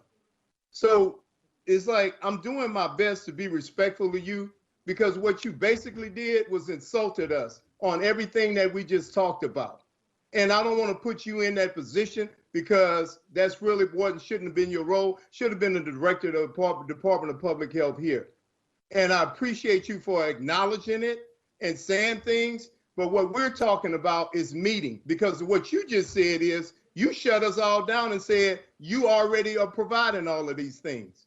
So the door has to be open. A table has to be open where we sit down. We're saying to you, this is what we see on a day-to-day basis. And don't just acknowledge me and say it, but let's sit down and talk about this. Because what you just did is shut us down, acknowledge what we said, told us basically what I took it is, be quiet, this is what we're doing, and this is how it's going to be. So all I'm saying is, if we're extending a branch out to be able to talk about this, let's talk about it frankly and what it really is, and not talk about some hypothetical thing that you think is going on, because that's not what's happening out here at all.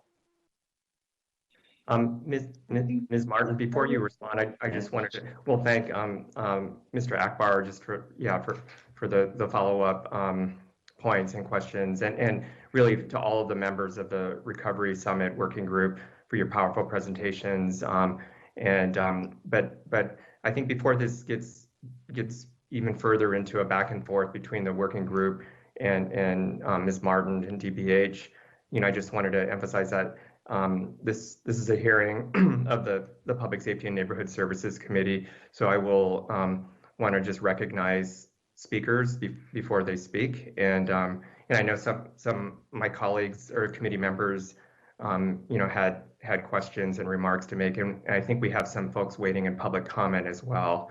So, Ms. Martin, can you respond? Yes, I would welcome some kind of future conversation. I think this is a good way to open a conversation, to be clear. Great. Well, actually, Supervisor Haney, were you finished with your questions? No. If I can make one more point and ask one more question. I do really feel, and I appreciate that response, Dr. Martin. I do feel that a number of things that you talked about were things that we are planning to do or may do. Last year we saw just a horrific, as you know, and you work on this every day, number of people who have died. Just this week, on one day, we lost 3 people in the Tenderloin. I mean, it seems like we are far beyond a point where we should be saying what we may do or what might happen, particularly when we have models in the neighborhoods and in the communities that we can draw from. It really feels like this needs to be a streamlined, simplified process to get people easily access immediately. I was out there, and everyone has an experience like this, trying to get somebody into treatment on a Sunday, and it was impossible. I mean, there was nothing. I mean, at least from where I was, and it shouldn't have. And I know there were places who would have taken this young man, but even I didn't know how to access that. And just we know what it looks like at this point to respond to an epidemic. We're doing that when it comes to COVID. If a restaurant that was not supposed to be open because we were in shelter in place opened their doors for 5 minutes, they would have been shut down like that. And yet on Golden Gate High, there are hundreds of people out there who need help. And I just don't see that level of urgency or scale to create the solutions right now that I think can save lives. I do want to ask though, because in terms of the access, we've had our shelter-in-place hotels open now since March of last year, and it's my understanding that we've only exited, based on the numbers I've seen, 2 people of the many thousands who have been in these shelter-in-place hotels into any sort of residential treatment.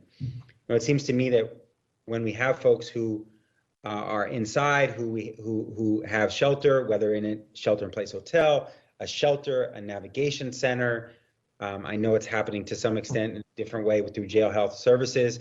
What are we doing to assess these folks and provide the array of options that may be available to them for residential or other forms of treatment?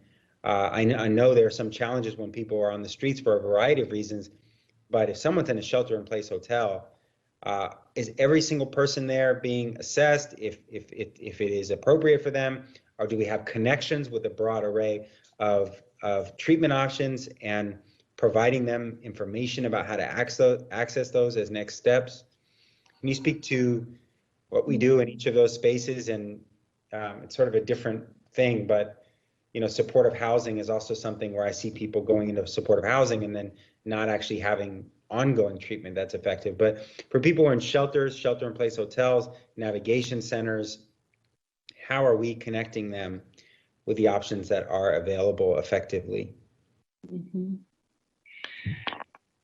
So each one is slightly different. Right now, we're really concerned about overdose, as you point out. So in the SIP hotels, what we found was that the people that had low threshold access to buprenorphine, for example, from street medicine, weren't showing up to pick up their prescriptions once they moved to SIP. So the pharmacy developed a delivery system.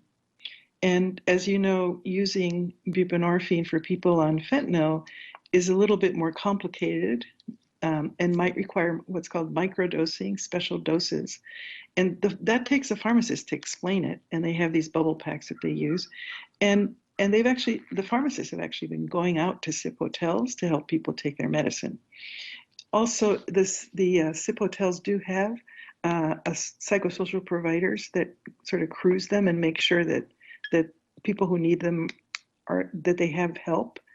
So there is some what you would call supportive services.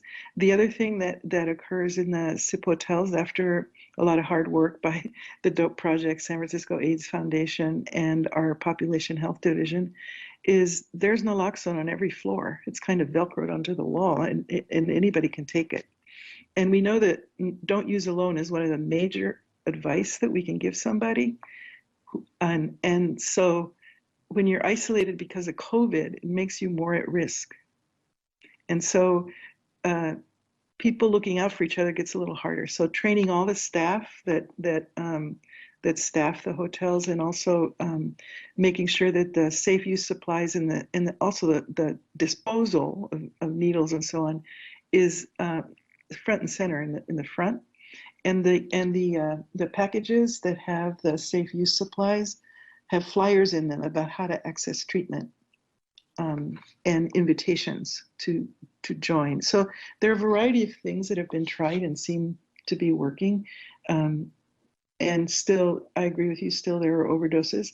The ones that happen in this particular cluster started in the Bayview, and our programs were activated instantly, kind of like what Ms. Woodson was describing for Potrero Hill, that the people who had information and knowledge about naloxone and how to prevent overdoses were the ones who we contacted and they said, oh yes, I'm going out there, I'm doing this and doing that. So they actually, even though those people didn't have opiate use disorder, they were using cocaine and they were not tolerant to opiates. So the overdoses happened with contaminated cocaine. So test strips became important for that group. And so the DOPE project helped, obtain test strips for those programs. So they're talking to people. They offered to open their doors and talk to anybody who comes there. And one of those programs is a program that specifically serves Black and African American people, the Bayview Hunters Point Foundation. And they're very committed. Mm-hmm. Can I just get your perspective? I mean, the exiting 2 people from all of the shelter-in-place hotels, which have had thousands of people in them, what is happening there? Does that seem low to you, right to you? Is there a process where we are working with people who are inside environments like shelters or navigation centers or shelter-in-place hotels and helping them identify more long-term placements like the ones that we heard from today, like the ones that we have as a city? It just seems to me that there's a lot of disconnects here, but one of the disconnects is the way that we assess and enter people and streamline that process into the appropriate treatment opportunity for them. 2 people out of many thousands. There are 2,000 people in shelter-in-place hotels now, but there's actually many more hundreds that have exited. Mm-hmm. Is there? So the housing part of it, like where they go after shelter-in-place, where they live, I'm not sure about. That's part of housing, but I am more familiar with the supportive services that are offered by nonprofits, and access to treatment through telephone and televideo is one of the things that's been offered. Not many takers, not many people are looking for treatment, so keeping them safe ends up being very important. And the assessment, when somebody does come in for treatment, the assessment I mentioned is a series of questions about what do you need in terms of withdrawal? Do you have to be in a residential withdrawal program? And depending on the drugs you use, that might influence whether you need medication or not. And then on the medical side, do you have medical needs that are urgent, like an infection or something that has to be treated right away? And then the third dimension is mental health. So if somebody is outright psychotic, for example, that determines a lot about where they end up. And then the fourth one is what's called readiness, which means preferences, basically, about what the person would want right now, and whether they would stay, in treatment if we introduce it. And then the fifth one is relapse, the danger of relapse. For example, one of the main dangers of relapse, as I think was pointed out today, is for somebody to be discharged to a community where there's high levels of dealing and drug use, and where someone might target them. And then finally, the home environment is the sixth dimension, and that one has to do with life or death danger at home, like say abuse at home, or danger in not living at home, and actually being in danger of being attacked. So all of those things are taken into account to decide what level of care the person should have. Thank you. I appreciate that. I do think that I've visited many of the shelter-in-place hotels and navigation centers, shelters, and I do think that when we are bringing people inside, and hopefully we're bringing in people inside as often and as much and as many as we can, that we do have to take that opportunity to provide treatment in all forms, and even next steps in terms of some of the options that have been discussed here today, as well as others, in addition to, of course, the harm reduction piece of it to protect the immediate situation that a person may be in. So I look forward to further conversation about this, and I'll pass it back to Supervisor Stefani. Thank you, Supervisor Haney, and thank you again for all your good work around this. And it looks like Supervisor Mandelman, are you still here? I'm still here. Thank you, Vice Chair Stefani, and thank you for holding this hearing, and thank you to the Recovery Summit Working Group for all of your work for this hearing today, but also for the work you do every day. And thank you to Dr. Miller and the work that you do at DPH. I have a few questions or comments or thoughts, and I have this frustration or sinking feeling or feeling of badness that occurs every time we talk about drugs at this board. Because there appears to be such a massive disconnect between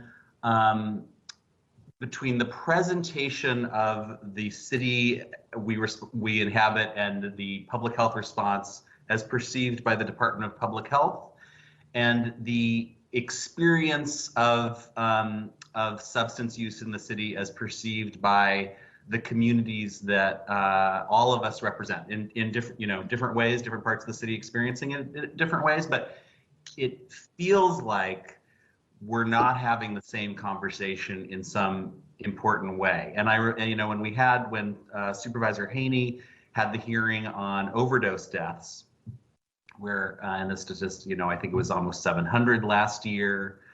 And I would note, listening to an NPR story about Contra Costa County getting very concerned as their overdose deaths approached 100. DPH presents what it is doing as being at the forefront of responding to substance use disorder. And yet, by the measures that most regular folks look at, we are failing miserably. And I asked in that overdose hearing, so is what you're telling me that if we just did more of what we're doing now, we would have different or better outcomes? And I still have that question, because your response today seems a little bit, you were getting a fundamental basic critique to DPH's approach and the harm reduction approach. Folks are saying, fine, continue doing some harm reduction, but actually we need to be doing other things. That that some greater consideration of abstinence-only programming would actually help, would move us in a different direction. That if we, that there are ways that we could be approaching this massive drug problem the city has differently, that would be getting us to different places or to a different place. And that is, that has some, it's at least something that a policymaker like myself has to think about or listen to, because what we seem to be doing now doesn't seem to be working. And there are 700 dead people last year, and there looks like there's, who knows how many more dead people there will be coming in the coming year. But go to the neighborhoods I represent, the neighborhoods Supervisor Haney represents, the neighborhoods Supervisor Walton represents, like, it's playing out in different ways in different parts of the city, but there's a lot of folks using a lot of substances, and it doesn't feel like DPH has an effective response to it. And I know that's a huge and unfair question. I have some more maybe specific questions, but yeah. Do you have any thoughts about? It's really it's a question for Hillary Coonins, I guess, when she arrives. But like, so we are doing things differently because of the epidemic. I mentioned some of them, and the people who are dying are not the ones in treatment. In fact, some of those people are working next to you. You don't even know they're in treatment. They're doing so well. And so I'm in a privileged position to know who they are, right? And see that they do benefit from treatment, and that treatment protects people against dying from overdose. The ones that I don't think do such a good job of are the ones that aren't in treatment, and those are the most visible ones. And so that's why we have proposed and started to work on where we offer treatment, making it like on the street treatment, like street level treatment, basically. And I think the argument is something like, and I don't know if this is right, but I think the argument is something like San Francisco does some innovative things around treatment. Mhm. We also enable and allow and are very creative in our interaction with the drug using population that makes San Francisco a good place to use drugs. That may make it easier for folks to continue using drugs. I don't know if this is right. I mean, this is sort of a data and analysis, and we need someone to figure this out, I think, unless maybe you have the answer. But even in the discussion of overdoses, you talked about the relative sophistication of our drug using population, and that notwithstanding the flood of Narcan that we're sending out into the world, that people adapt their behavior and then are able to use substances that maybe people in other places would be scared of using because they might die.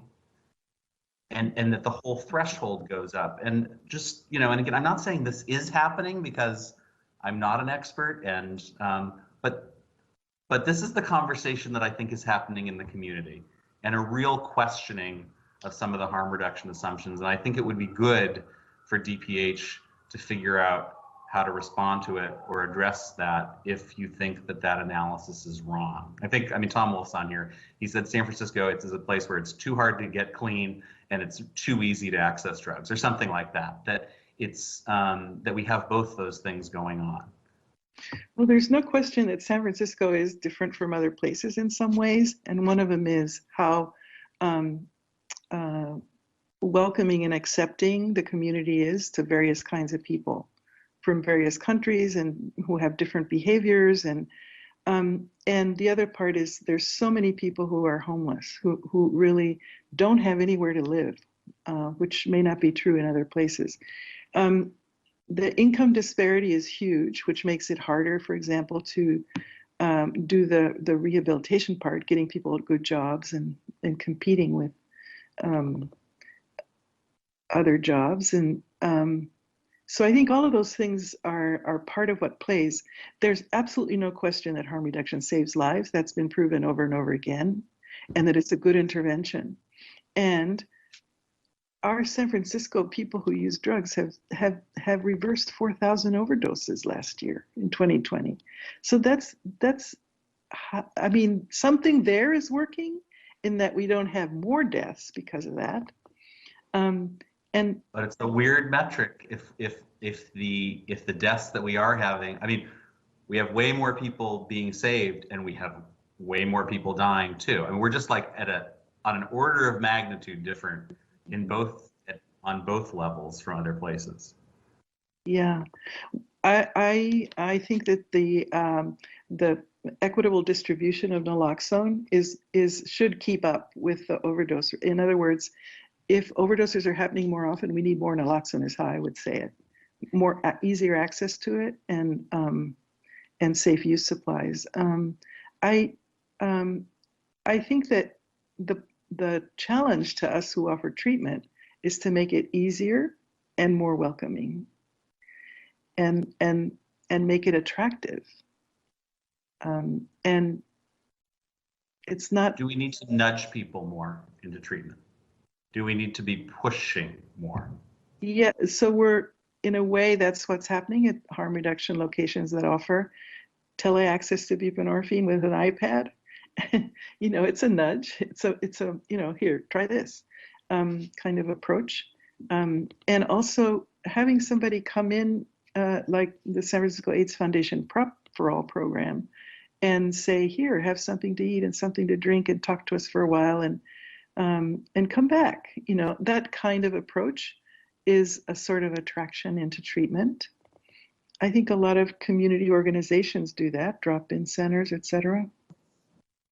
I mean, there's a lot of talk about the Portugal model, which, I think is an interesting model to look at, and the pretty close to complete decriminalization of substance use. But you do, if you are in possession and arrested for it, you come down and you have a conversation with a set of people who really want you to stop using. And you talk about, what you're doing and how to stop. Which seems like more of a nudge than we do in San Francisco. Yeah, they have. Okay, so I don't want to filibuster this. I want to ask a few more sort of kind of specific questions, but I mean this is slightly more specific. How do you, I mean, when you make a statement like, we know that harm reduction works and we know we're saving lives, how do we measure our outcomes on substance use? Because one measure in terms of like, I mean, do we have any way of measuring how many folks in San Francisco are addicted and how that relates to, how that percentage relates to other places, and if that number is going down or up? Or are we looking at it entirely on the level of the individual, where we've identified someone with an addiction and how successful are we at getting that person to stop using? I mean, how does DPH think about measuring success in? So there have been several attempts to identify to use metrics. So what we're looking at is the rates of increase in overdoses and trying to stop that a little bit as much as we can. We're looking at the number of naloxone doses distributed, making sure that it keeps up with the demand, the need. We're looking at the unique individuals enrolled in buprenorphine treatment, which we can get through the National Drug Prescription Monitoring Program. And we have goals to increase that dramatically. We want 90% of the people who have opiate use disorder to be on opiate addiction treatment medications. We're approaching it as the AIDS epidemic was approached, with a cascade model. So they wanted 90% of the people who were identified as having HIV or HIV positive to be on antiretrovirals. In a similar way, we're using the addiction treatment medications. And in San Francisco has a high percentage already. It's just not anywhere near 90%, but it's much higher than most places. And then of those, we want 90% of them to be in treatment at least 6 months, and to be retained in treatment as long as they need it. And so those are the metrics we're looking at. We're also looking at the racial disparity in overdoses, making sure that that's coming down and disappearing, hopefully. And so all of those things are things that are our goals, I would say, our metric goals. And then we have the countermeasures to make those things happen are the ones I've been discussing. We have several proposals, 18 proposals on that. Okay. Two more specific questions and a comment, and I'll get out of the way.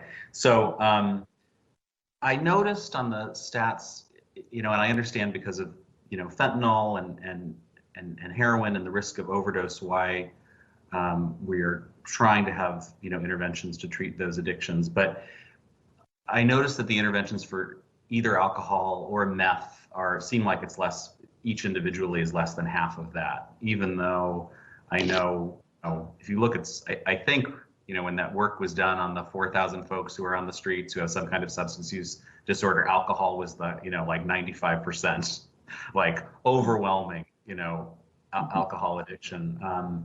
A lot of people who are dying of fentanyl overdoses still have meth in their system. And I know there's not there isn't a medical intervention to, at least a prescription intervention with meth, at least not anywhere near as effective as buprenorphine. But it was striking to me how much less we do in trying to treat alcohol and meth than opioids, even though it's all kind of often part of a swirling set of, challenges. Mm-hmm. Yeah. I don't know if you have any thoughts about that. Yeah. So there's no specific FDA-approved medication for stimulant use disorder. However, there are good treatments, including contingency management that I think was mentioned today several times. And that's the one that's shown the best output, and also cognitive behavioral treatment.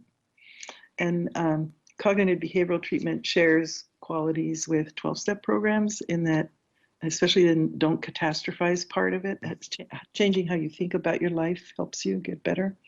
But contingency management is something that that's easy to understand for people who are cloudy in their thinking, perhaps intoxicated, whatever. So, and the most severe kinds of stimulant use disorder appear in psych emergency in psychotic states. So they do need medication to bring them down. And I guess I'm trying to think about those kinds of interventions versus 12-step programs, because I mean, what is the efficacy of, say, contingency management versus 12-step programs, and is that measured? Well, 12-step programs are not a treatment. 12-step programs are community anonymous, right? Right. So it's so hard to measure. But whether we call it a treatment or not, if we're looking for what works, isn't it interesting whether contingency management is how that relates to, going to meetings? Yeah. So and working staff. 12-step programs have been studied. You just can't do a double-blind control study, but you can study the people who get there and do it, what can predict how they're going to do. Like if you look at the people who come in today to 12-step meetings, there have been people who followed them over time and see what gives you a sense of who's going to do well and who doesn't. And the answer is really the people that get most involved and most tied to their program. And so there is a relationship part of it that's key. I mean, that's obviously key, and mutual support. So most programs do have an element of that. They would never discourage somebody for going to 12-step, and they would encourage and even sometimes take them there, and offer 12-step facilitation. Okay. And so then I think my last question before my comment or observation is there were some specific critiques about the 2016 RFP, and it sounds like there, and I understand on the 90-day, we don't really, there's room in the city's programming to go beyond 90 days. Yeah. But it doesn't seem like there's I'm wondering if there's room in the city's programming to contract with a provider that is an abstinence only provider. And if not, why not? Because when we say there's an array, there would be people who might, presumably, for whom abstinence might be something worth trying.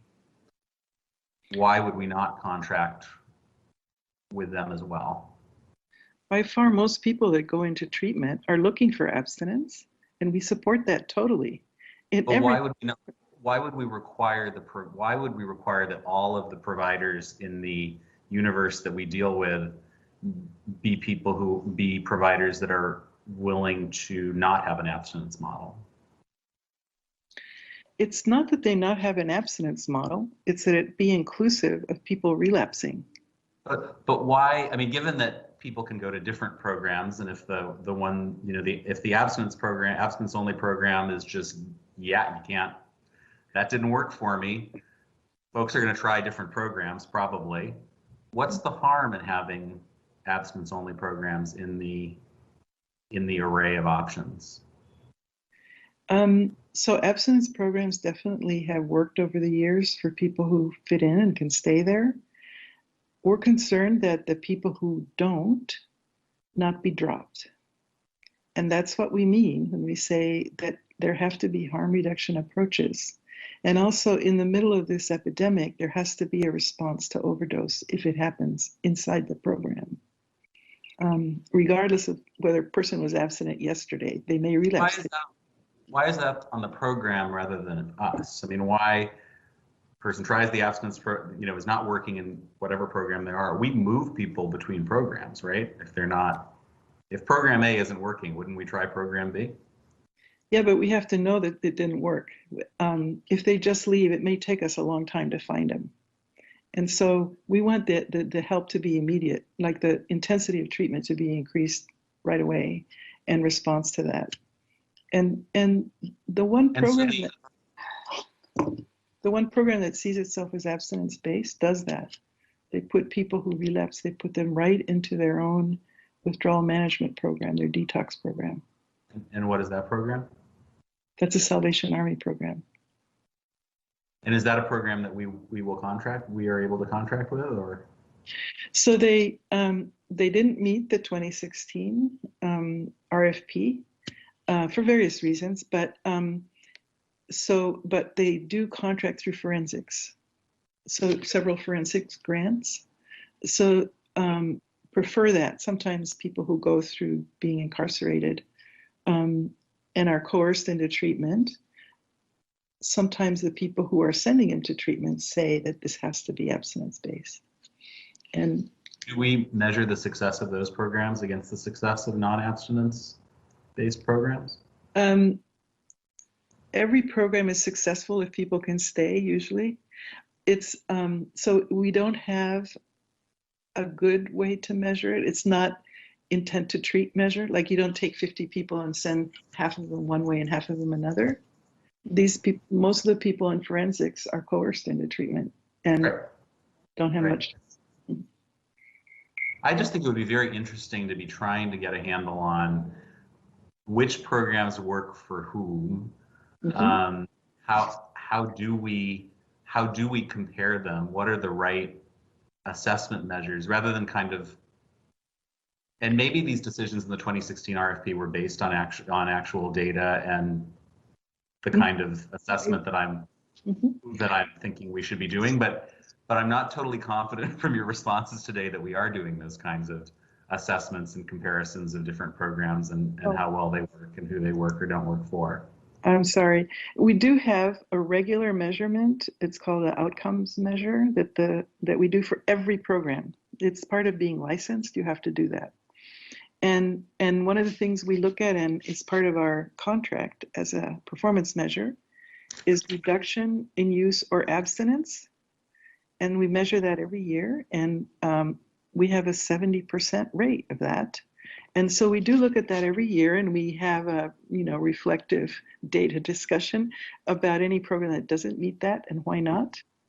And sometimes they just see people with higher acuity for a shorter time. But anybody who's in treatment for at least 60 days, we expect them to reduce use and or become abstinent. And that's true in outpatient programs. In residential programs, most of them have institutional abstinence, you might say.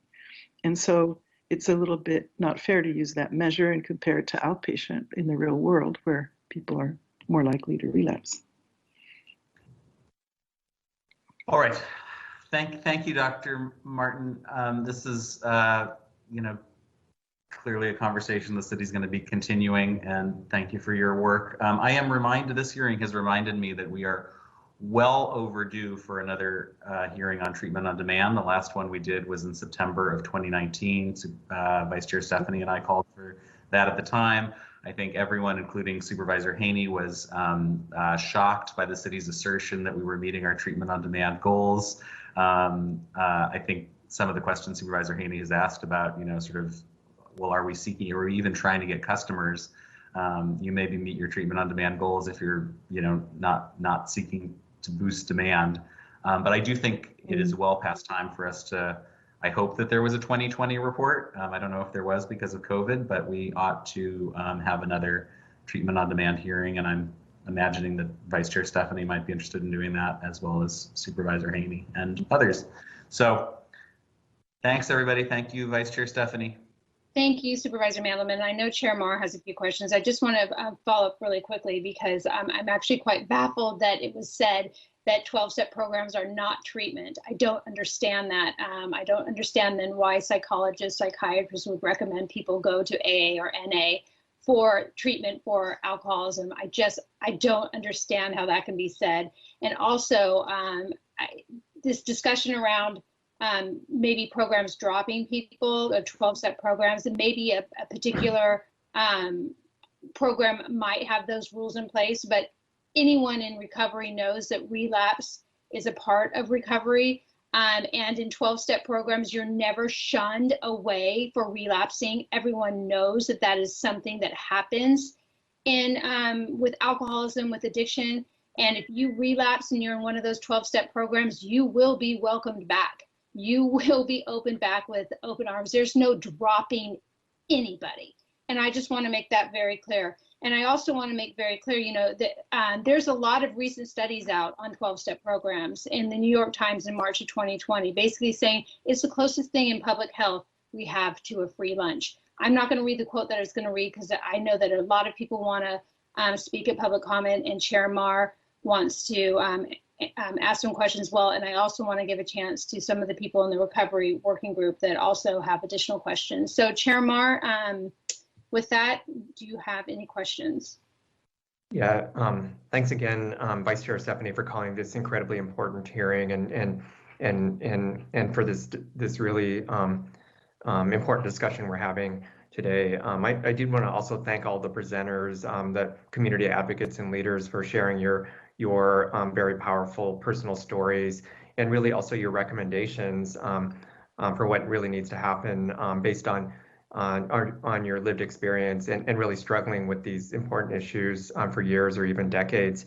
I do want to really acknowledge that I hear and support your call for the urgent need to expand access to treatment and recovery programs in our city alongside our harm reduction programs. And also I really hear and support your call for community-led, peer-based, and really Black-led solutions and programs. My colleagues actually have already sort of touched on a lot of the questions that I had for Dr. Martin, but I did have one question more around services and supports for young people and transitional age youth. As a parent of a teenager myself, I was really struck by, but not surprised by the information presented that I think it was 61% of the survey respondents began struggling with drug or alcohol at the age of 18 or younger, and 17%, at the age of 13 or younger. And I believe one of the presenters, Rico Hamilton, who pointed out that our city currently, has very few or maybe zero treatment programs specifically for young people. So, Dr. Martin, I just wanted to see if you can respond to this, the need for really targeted programs for young people, transitional age young adults. Yeah, so DPH actually has a whole division of TASE services in behavioral health. And so there are programs that are specific to TAE and to adolescents as well. And they're usually, the way they approach substance use disorders, knowing that that's a time when people start using, is to do sort of wraparound services and case management, and also address the any kind of emotional mental health issues, because usually there is a lot of trauma. And one of the features about that early phase of people starting to use drugs is that the diagnosis, the formal diagnosis, it can vary a lot from day to day. So it's important to keep addressing it, but they may not need the high levels of formal treatment unless, they might need it for a short time, is what I'm saying. So there's more chance of getting over it the sooner you address it. The other thing that we know about youth services in substance use is that the earlier the age of beginning to be exposed to drugs, and the higher and more frequent the exposure, the worse the more of a trouble they'll have later. The less they won't do as well in, for example, in school and in training and jobs and so on, and the outcomes are much harder to work with. So we do have prevention programs for youth, and in particular to reduce binge drinking. We have a Strengthening Families program, which is essentially it's a primary prevention program, training adults to talk to teenagers about drug use, and teaching teenagers to talk about adults about drug use and then modeling it over a family meal and having it, monitored and for fidelity and supported. And that's an evidence-based program that affects people 20, 30 years later. They're still doing better than the people who didn't do that program. So I'm really glad to have evidence-based primary prevention programs in the city. I think that the training, the co-training is of people, the providers like the social workers and counselors and therapists who work with adolescents and TAY, includes not only mental health but substance use disorders, and should continue to do that. So it's not that we don't have any programs, it's that they don't show up on the substance use side, even though they're co-occurring. We do, of course, probably the place in substance use treatment that sees the most TAY is in our pregnancy programs, because it's a younger crowd usually that gets pregnant, and also, of course, we see the people who are in juvenile probation, the young people, and at Homeless Youth Alliance, that substance use treatment is offered there by street medicine folks. Thank you, Dr. Martin. I know some of the working group members have their hands up for questions. So, and I believe we have people waiting to speak in public comment. But Vice Chair Stefani, did you want to take? Do you have some further remarks, or do you want to lead the? Yeah, thank you, Chair Mar. I don't have further remarks at this time. I feel maybe we turn it to public comment now, and then Steve, we come back to you and have those that have their hands up. I see Victoria and Tom weigh in. Does that sound okay to you, Steve? Okay, so let's, Chair Mar, can we open it up for public comment? That sounds great. Great, Mr. Clerk. Yes, thank you, Mr. Chair. Operations will check now to see if we have any callers in the queue. Mr. Koo, please let us know if we have any callers that are ready.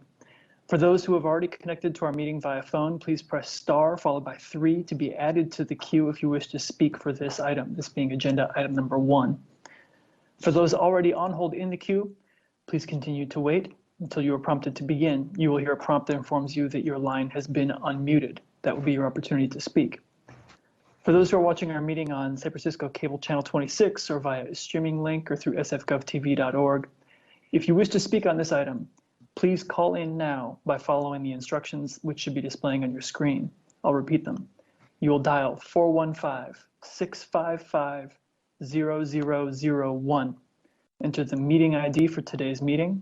The meeting ID is 187-781-9333. Following that, you'll press the pound symbol twice and then press star followed by 3 to enter the queue to speak. Mr. Koo, could you please connect us to our first caller?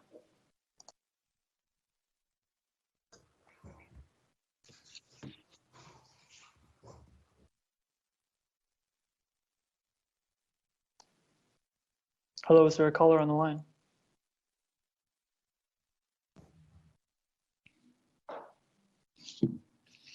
If you've just heard that your line has been unmuted, then it is your opportunity to speak. Is there a caller here?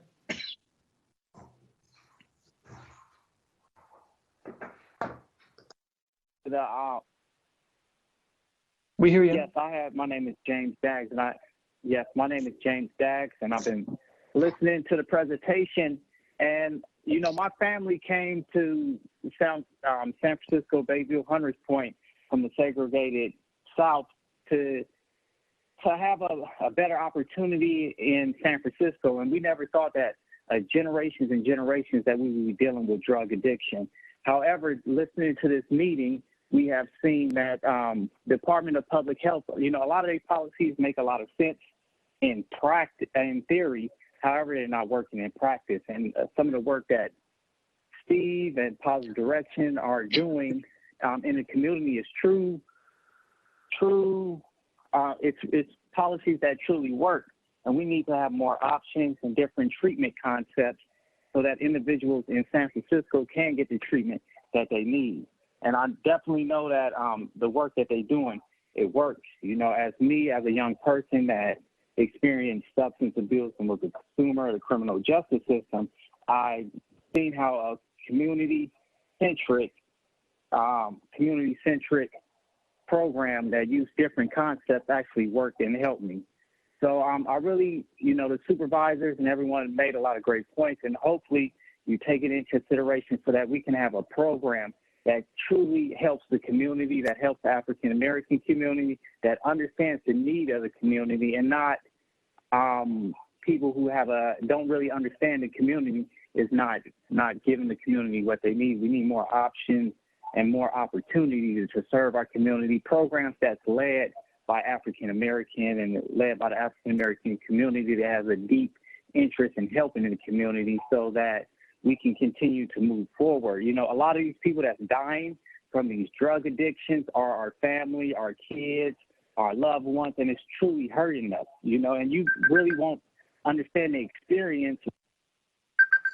Thank you very much, James, for participating in the discussion. Mr. Koo, could you bring us the next caller, please?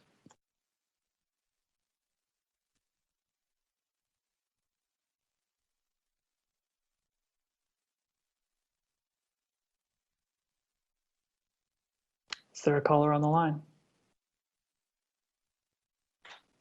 A reminder once again, if you hear from the system that your line has been unmuted, then it is your opportunity to provide your 2 minutes public comment. Caller, please begin. Hi, good afternoon.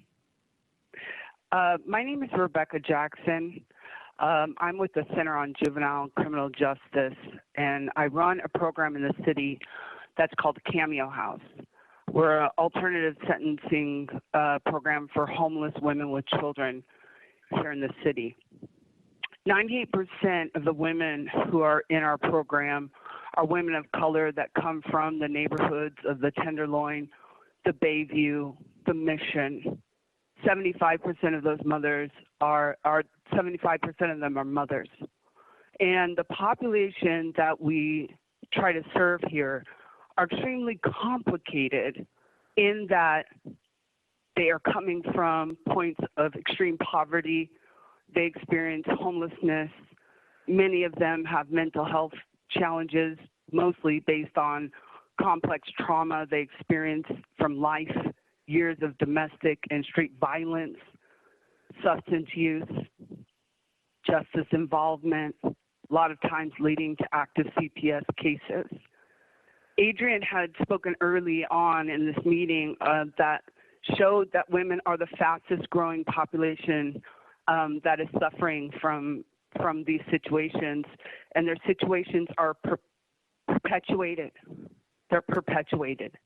And they use substances for all of these different reasons.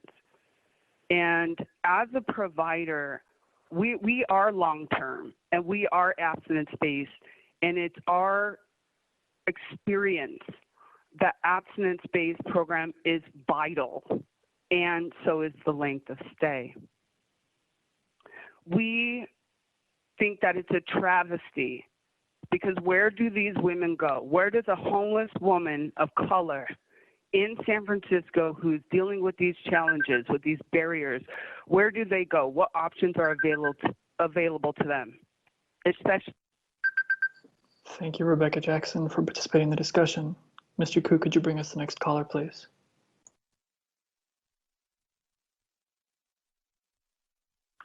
Hello, everyone.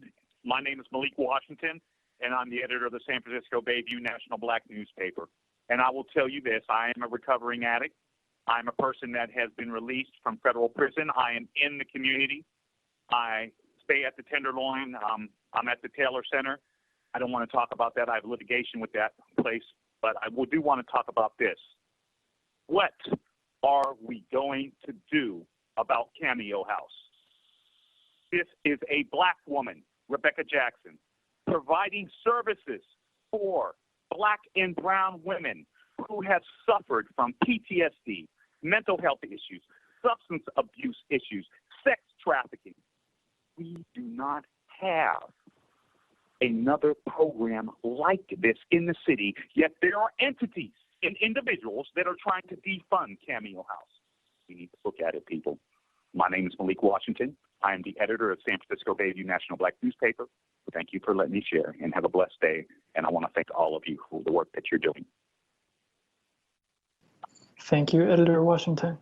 Could we get the next caller, please?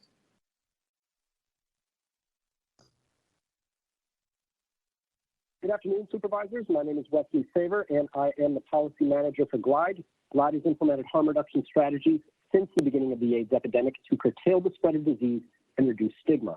We know that people thrive not by punishment and shame, but through education, opportunity, supportive services, and respect.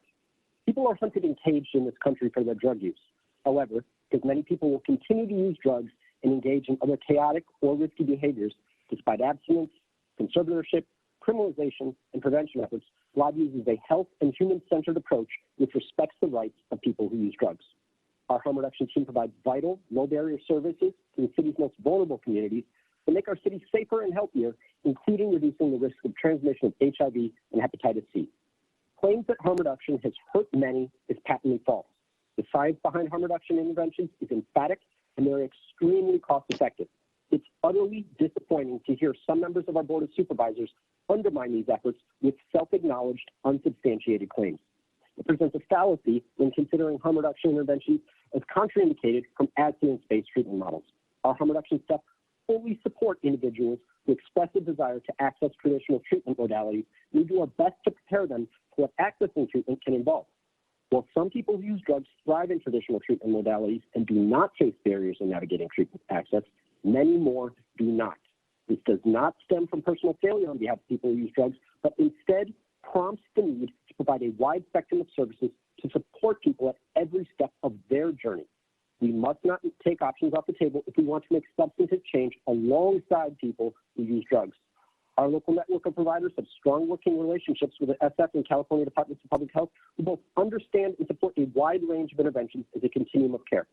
Overdose and other public health consequences of drug use will continue so long as we neglect, criminalize, and put up barriers to the most vulnerable among us. Please listen to people who use drugs and the frontline staff and continue to provide them with the resources that they need. Thank you, Wesley Saver. Mr. Koo, could you bring us the next caller, please?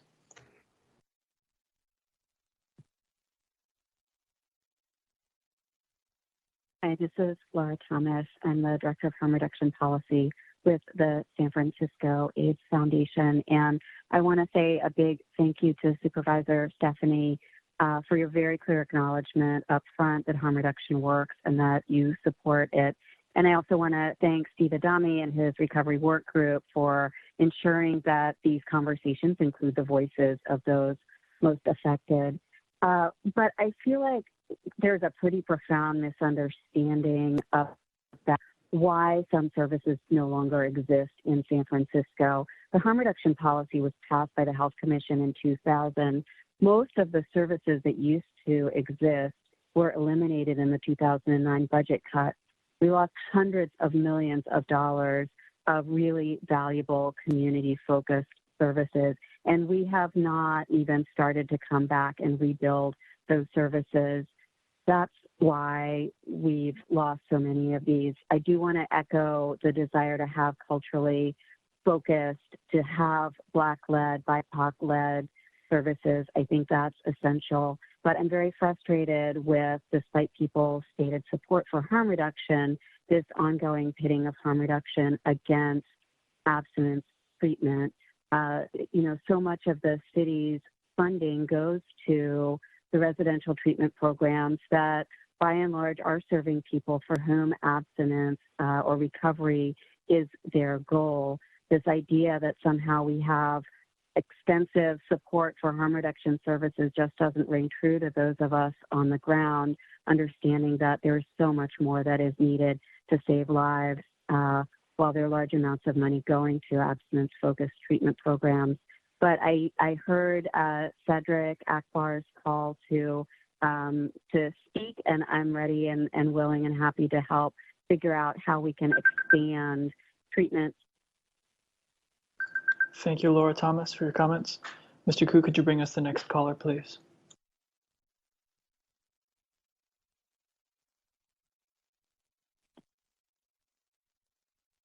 Hello, my name is is Taylor Rosa-Card, and I'm a frontline provider serving as a health educator at the San Francisco AIDS Foundation. At today's hearing, it was mentioned that there are open beds for recovering treatment programs, but those beds are not getting filled at the rate that they could. The question was posed that how do we increase awareness in available drug treatment programs in San Francisco? How do we get treatment options in front of people who use drugs? And the answer is that we start by meeting people where they are at. Harm reduction programs are a way for people who are still using drugs to learn about and get connected to treatment options. Through accessing these services, people who use drugs are not just given access to life-saving supplies that will help them stay alive while they're using, but also put other places they can go in front of them as options, which they may have not been considering before. Often, we find people who access harm reduction programs but are not utilizing any other services at the time, meaning harm reduction might be the only program they are comfortable forming a relationship with where they are at in that moment. Forming a relationship with a program that doesn't stigmatize, judge, demonize, or try to coerce builds people's trust with other programs, especially those that they learn about within that relationship. Another question that was asked was, how do we inspire people to change? What inspires people to change? Time and time again, we are shown that what inspires people to make lasting changes in their life is when they feel autonomy in making the choice to change. Harm reduction programs make this happen by meeting people where they're at while presenting them with opportunities and providing them support for accessing those opportunities when they decide to take a step towards them. Going from using drugs to 100% abstinence takes multiple steps. Some take all 12 steps at once. Others take one step at a time. Harm reduction is step one. Thank you. Thank you, caller, for sharing your comments. Mr. Koo, could you bring us the next caller, please?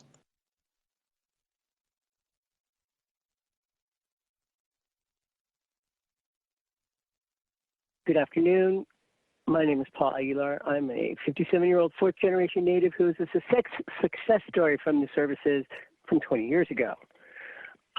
When I first entered treatment, it was to wait to go into a residential program. All that was available until that bed was open was outpatient programs.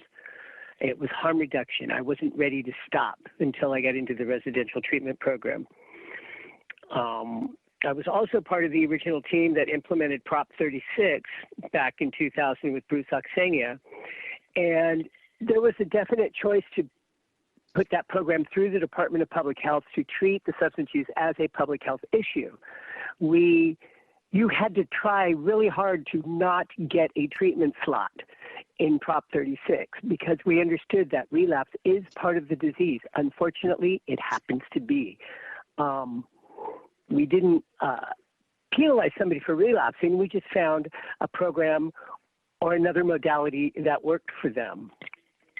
I have now, this past January, celebrated my 28th year of sobriety. When I was listening to Cedric list the number of programs that are no longer existing in San Francisco, I was appalled. At least half of those that are gone were ones that we used for Prop 36, and we had a really good success rate. I also think that there's a fallacy that people don't seek recovery until they're ready. This is not true. Every time I had an encounter with a harm reduction program, I knew that there was another way, and it was slowly building upon itself, as a previous caller said. I really hope that San Francisco can find an answer to this. The fact that we've had more people die from overdose than COVID last year is appalling. There was a time when San Francisco. Thank you very much, Paul, for sharing your comments. Mr. Koo, could you bring us the next caller, please?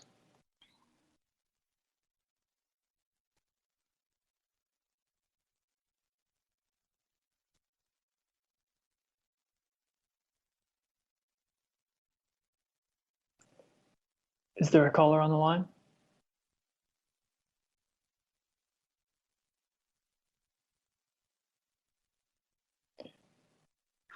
Mr. Koo, are we able to pass over a caller and come back, or is this the last one? Mr. Chair, my name is James U.D. I'm a part of Positive Direction here in the Bayview area. It's a housing support group for substance abuse, and it's been one of the most productive groups I've ever participated in. in the last 20 plus years of my substance abuse of drugs and alcohol. This program has assisted me to being able to reach inside myself and deal with the things that have brought me into substance and has allowed me to open up and trust again. And I would say that it's one of the better programs that I've participated in, and it gives us the ability to see who we are, where we are going, and what we are doing. These programs here in San Francisco has given me an opportunity that has taken me out of my shyness and my inability to feel comfortable in doing what I do. It has allowed me to come outside of myself and not be ashamed of who I was, but who I'm going to be. And I'm thankful to Positive Direction for that. And I thank you for giving me the opportunity to say that. Thank you very much for sharing your comments. Mr. Koo, is there anyone further on the line to provide public comment to the committee? Mr. Chair, that completes the queue. Thank you, Operations. Public comment is now closed. And I just want to thank everyone that called in during public comment to share your perspectives on these important issues. Vice Chair Stefani, do you want to move to close out this hearing? Yes, just I want to make a few comments on public comment, and then I want to make sure that we have Victoria and Tom, I think, wanted to say something. But, you know, I do want to thank those who called in for public comment. I think, you know, it's really unfortunate that it turns into a conversation of harm reduction versus abstinence or versus any other type of program. And to the first call, no one is talking about removing options off the table. No one's doing that. We're talking about adding things that this, you know, Recovery Summit Group finds effective for themselves. And I also want to thank Laura Thomas for your comments as well. And I want to continue the conversation with you because I don't think we should be pitting methods of treatment against one another. And, you know, I'm thinking about, you know, the emotion behind addiction, the emotion behind recovery, and trying to understand why, you know, why it drums up a lot of these feelings of, you know, we're against one another. It's not that.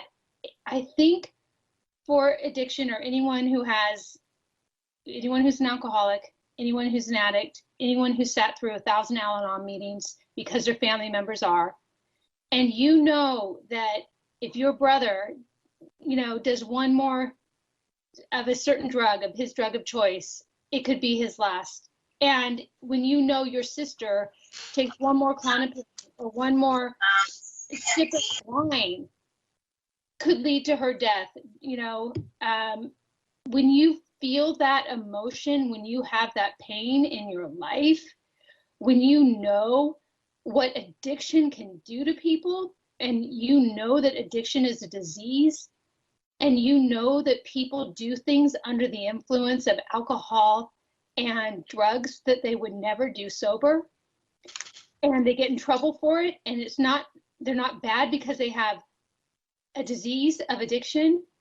What they might do from that could be bad, could be criminal. The emotion behind addiction and the emotion behind recovery is real. And I think we need to acknowledge that for all the people here that have spoke, whose lives have been turned around, like when Victoria spoke, her life was bigger in prison because she finally got recovery. And that feeling of having recovery and knowing your life could be so much better than it was before when you were doing that drug, and you want other people to know that they too can experience that. It's not to say that you think someone might need methadone or someone might need Narcan, or we obviously have to continue those methods of keeping people alive and meeting people where they are at. But I think when people who have profound experience with addiction, profound experience with the family disease of alcoholism and addiction and all of it, codependency, all of it, when people grow up in that trauma, when people feel that trauma on a daily basis, they sometimes when they hear harm reduction, they feel they know that their siblings, they know that their parents can't take one more hit. They know their parents or their siblings or themselves can't take another sip of wine because it will lead to destruction. I think that's where the emotion is getting in the way of sometimes this conversation of pitting these different methods against one another. And Laura, I definitely want to continue the conversation with you. I admire your work, and we have to meet people where they're at. And sometimes where people are at, and what this has shown me, and what this, well, I hope has shown everyone through the recommendations, sometimes people are at a place where they cannot do their drug of choice for another minute. And we have to recognize that.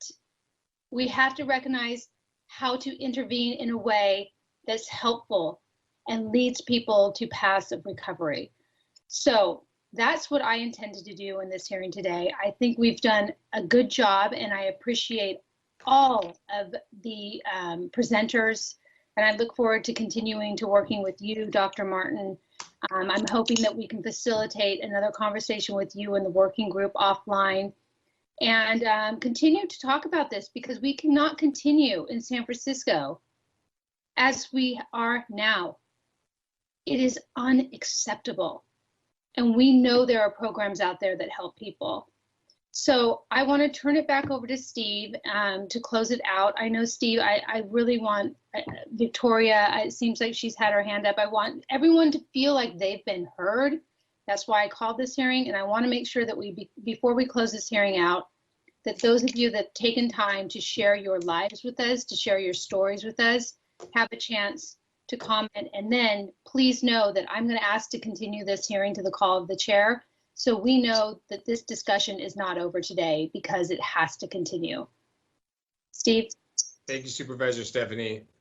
I do want to just make a couple comments, and then I'll call on my peers to close out the meeting.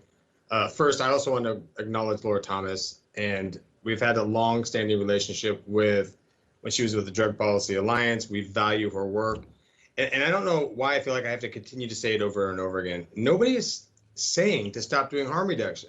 What we are saying is that it appears our values are a little different. I am no different than the guy in Hyde and Jones with a syringe in his arm.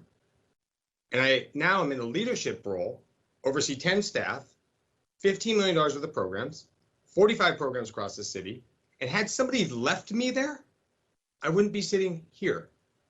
We believe people can change because we changed. Was it fun? No.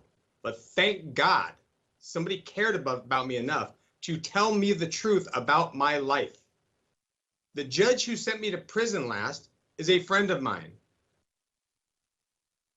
It's incredible to me that if you had a son or daughter dying on the streets of San Francisco, that you would not be interested in an all hands on deck approach to get them off the thing that was killing them. It's shocking to me. It turns into this conversation about, we want to respect the dignity of people using substances. Of course, we get that. But Dr. Martin, with the utmost respect, doubling down on the same things that are in the tenderloin, killing people, is problematic. It's problematic. We are going to do our own outreach as soon as COVID breaks. We're going to do our own outreach to talk to people. I believe drug addicts are the smartest people on this planet. They're brilliant. But it's tough to deal with the trauma that leads you to drugs, as Adrian said, with the syringe in your neck. And we just have to be honest about these conversations, man. It becomes very polarizing. All of us are in recovery. Most of the people that gave public comment, I'm willing to bet, are not. I'm willing to bet they're not. I'm willing to bet they've never been to prison. I'm willing to bet they've never been homeless. I'm willing to bet they've never had a syringe in their neck. I'm willing to bet. All of us have.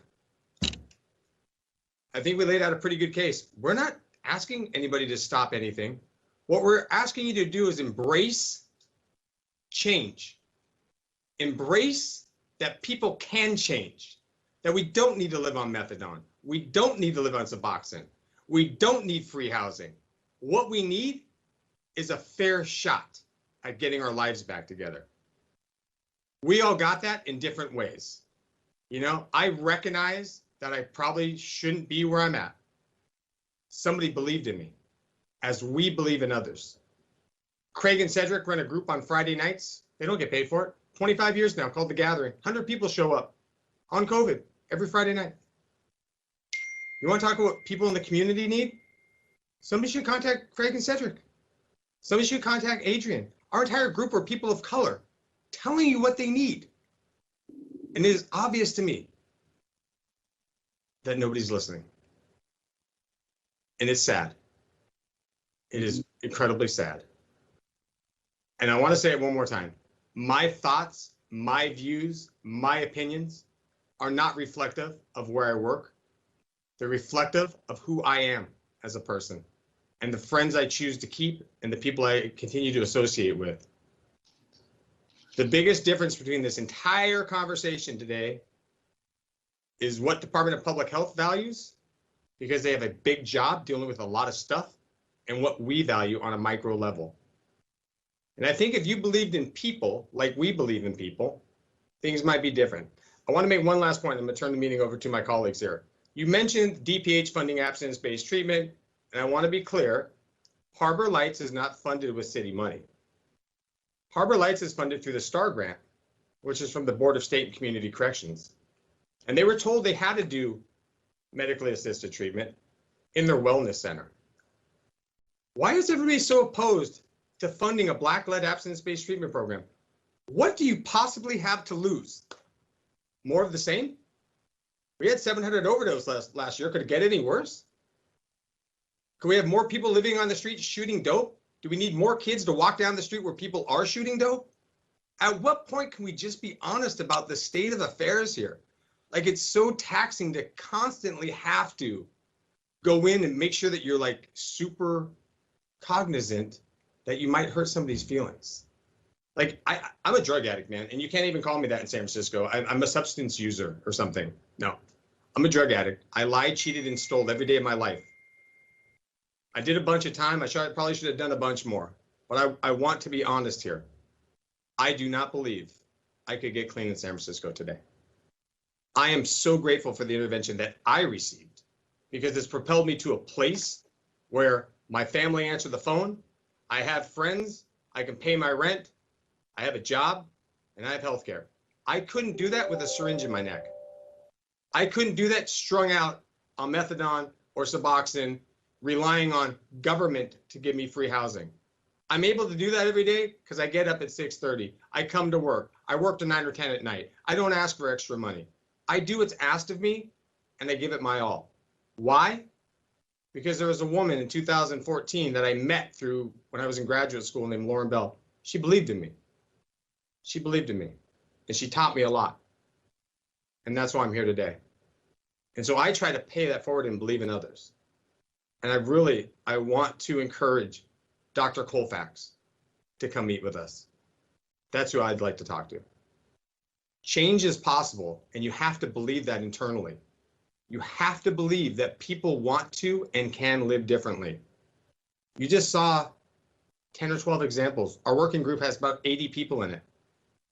We are no different than the people in the Tenderloin or in the Mission or in Soma right now, possibly dying. I'm going to turn the meeting over to Victoria Westbrook, and then we'll call on Tom Wolf and Richard Beal, and then we'll close it out. And Supervisor Stefani, thank you for this much needed conversation. Thank you, Steve. Dr. Martin, this is Victoria Westbrook again. I just wanted to address, you said that most people that you're dealing with at the SIP hotels and in the community aren't seeking treatment. I went to treatment, not seeking treatment, right? As a drug addict, what I was seeking was drugs and more ways to use drugs. So I really think that, and there could be a lot of reasons why people aren't seeking treatment, right? In addition to the fact that what they want to do is keep using because that's what they know. They could have been to some of the programs and not gotten clean there. So why try again? Or they might know people that have gone to programs and didn't get clean. So there's a lot of reasons to that, and I think we can talk to people other than in different ways than we are right now with community members to let them know that they can go to treatment. I never felt demonized or stigmatized in my abstinence-based program. I have no problem saying that I'm an addict. I don't feel any shame around that whatsoever. So I just wanted to put that out there for supervisors that may not understand certain things about addiction. Thank you. I think Tom wanted to speak too. Thanks, Victoria. And Judy, I know that you're in a tough position because you're the only representative here from DPH. So I commend you in you know, stepping up and listening to everything. So look, you know, addiction is a very lonely disease. It's a disease of isolation. But recovery is a community, as you can see here today. We're a community. There is a community of people in recovery in San Francisco that are willing and wanting to step up and punch up for San Francisco to save people's lives on the street that are struggling with addiction, and people that are housed, anyone that's struggling with addiction. We want to show you that there is a better way. We want to show you that that change can happen through recovery. And one of the things that's hard is that, as an example, when I was on the street, when I was outreached to on the street, it was to give me clean drug paraphernalia, which is great, but no one ever talked to me about treatment. And the whole time I was on the street, I had no idea where I could even access drug treatment in San Francisco. And these are some of the things that we're asking the Board of Supervisors to sit down and have a conversation with us and with the Department of Public Health about, so we can start improving and start utilizing our resources to promote and share the gift of recovery through treatment with people, so that we can at least give people on the street an opportunity to make that choice. Right now, the only choice that is given to them is that if you're going to use safely and don't kill yourself. That's the choice that's being presented to people, and I fully support that, because I was in the Tenderloin yesterday, and in all my time, including the time I was on the street, I've never seen such desperation as what I saw in Golden Gate and Hyde last night in the Tenderloin, ever in my life, right?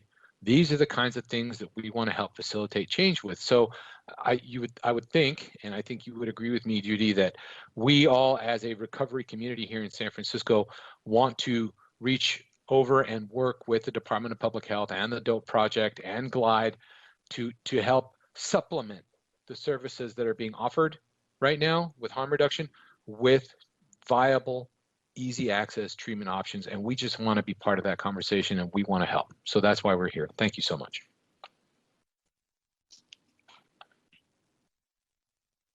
I think Richard's the last one, and maybe Cedric, and then we'll wrap it up. Okay.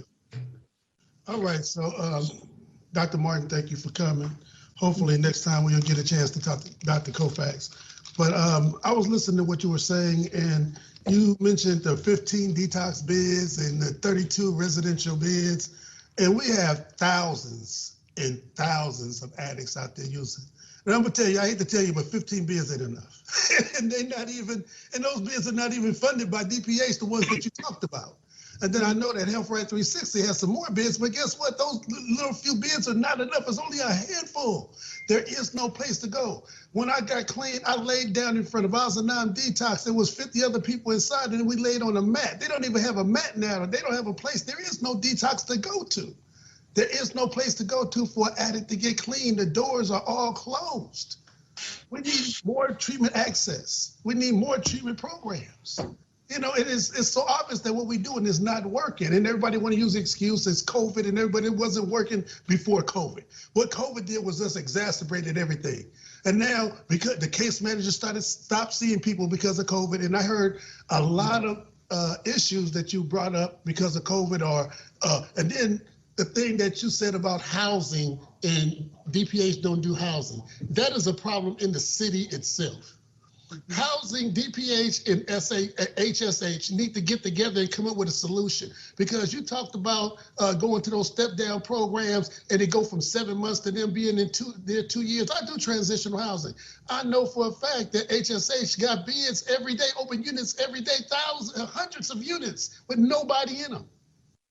with nobody in them. And then when they move people into housing, guess what? Because they don't receive support services and substance abuse services, they end up using, they don't pay their rent, and they go into that vicious cycle all over again. It's a system that's bound to fail.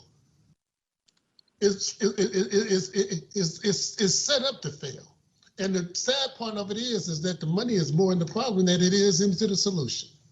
That's the problem right there.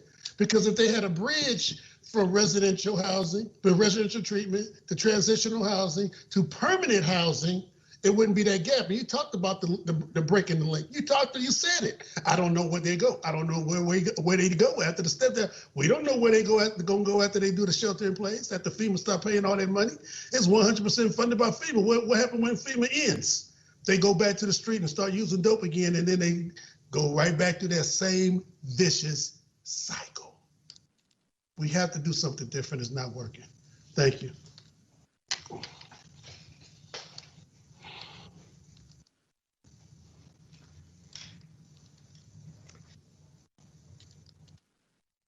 Is that? Oh, I'm sorry. Sorry, I'm on. So I guess that's it on our end. And I want to again, Supervisor Stefani, thank you so much for calling this hearing.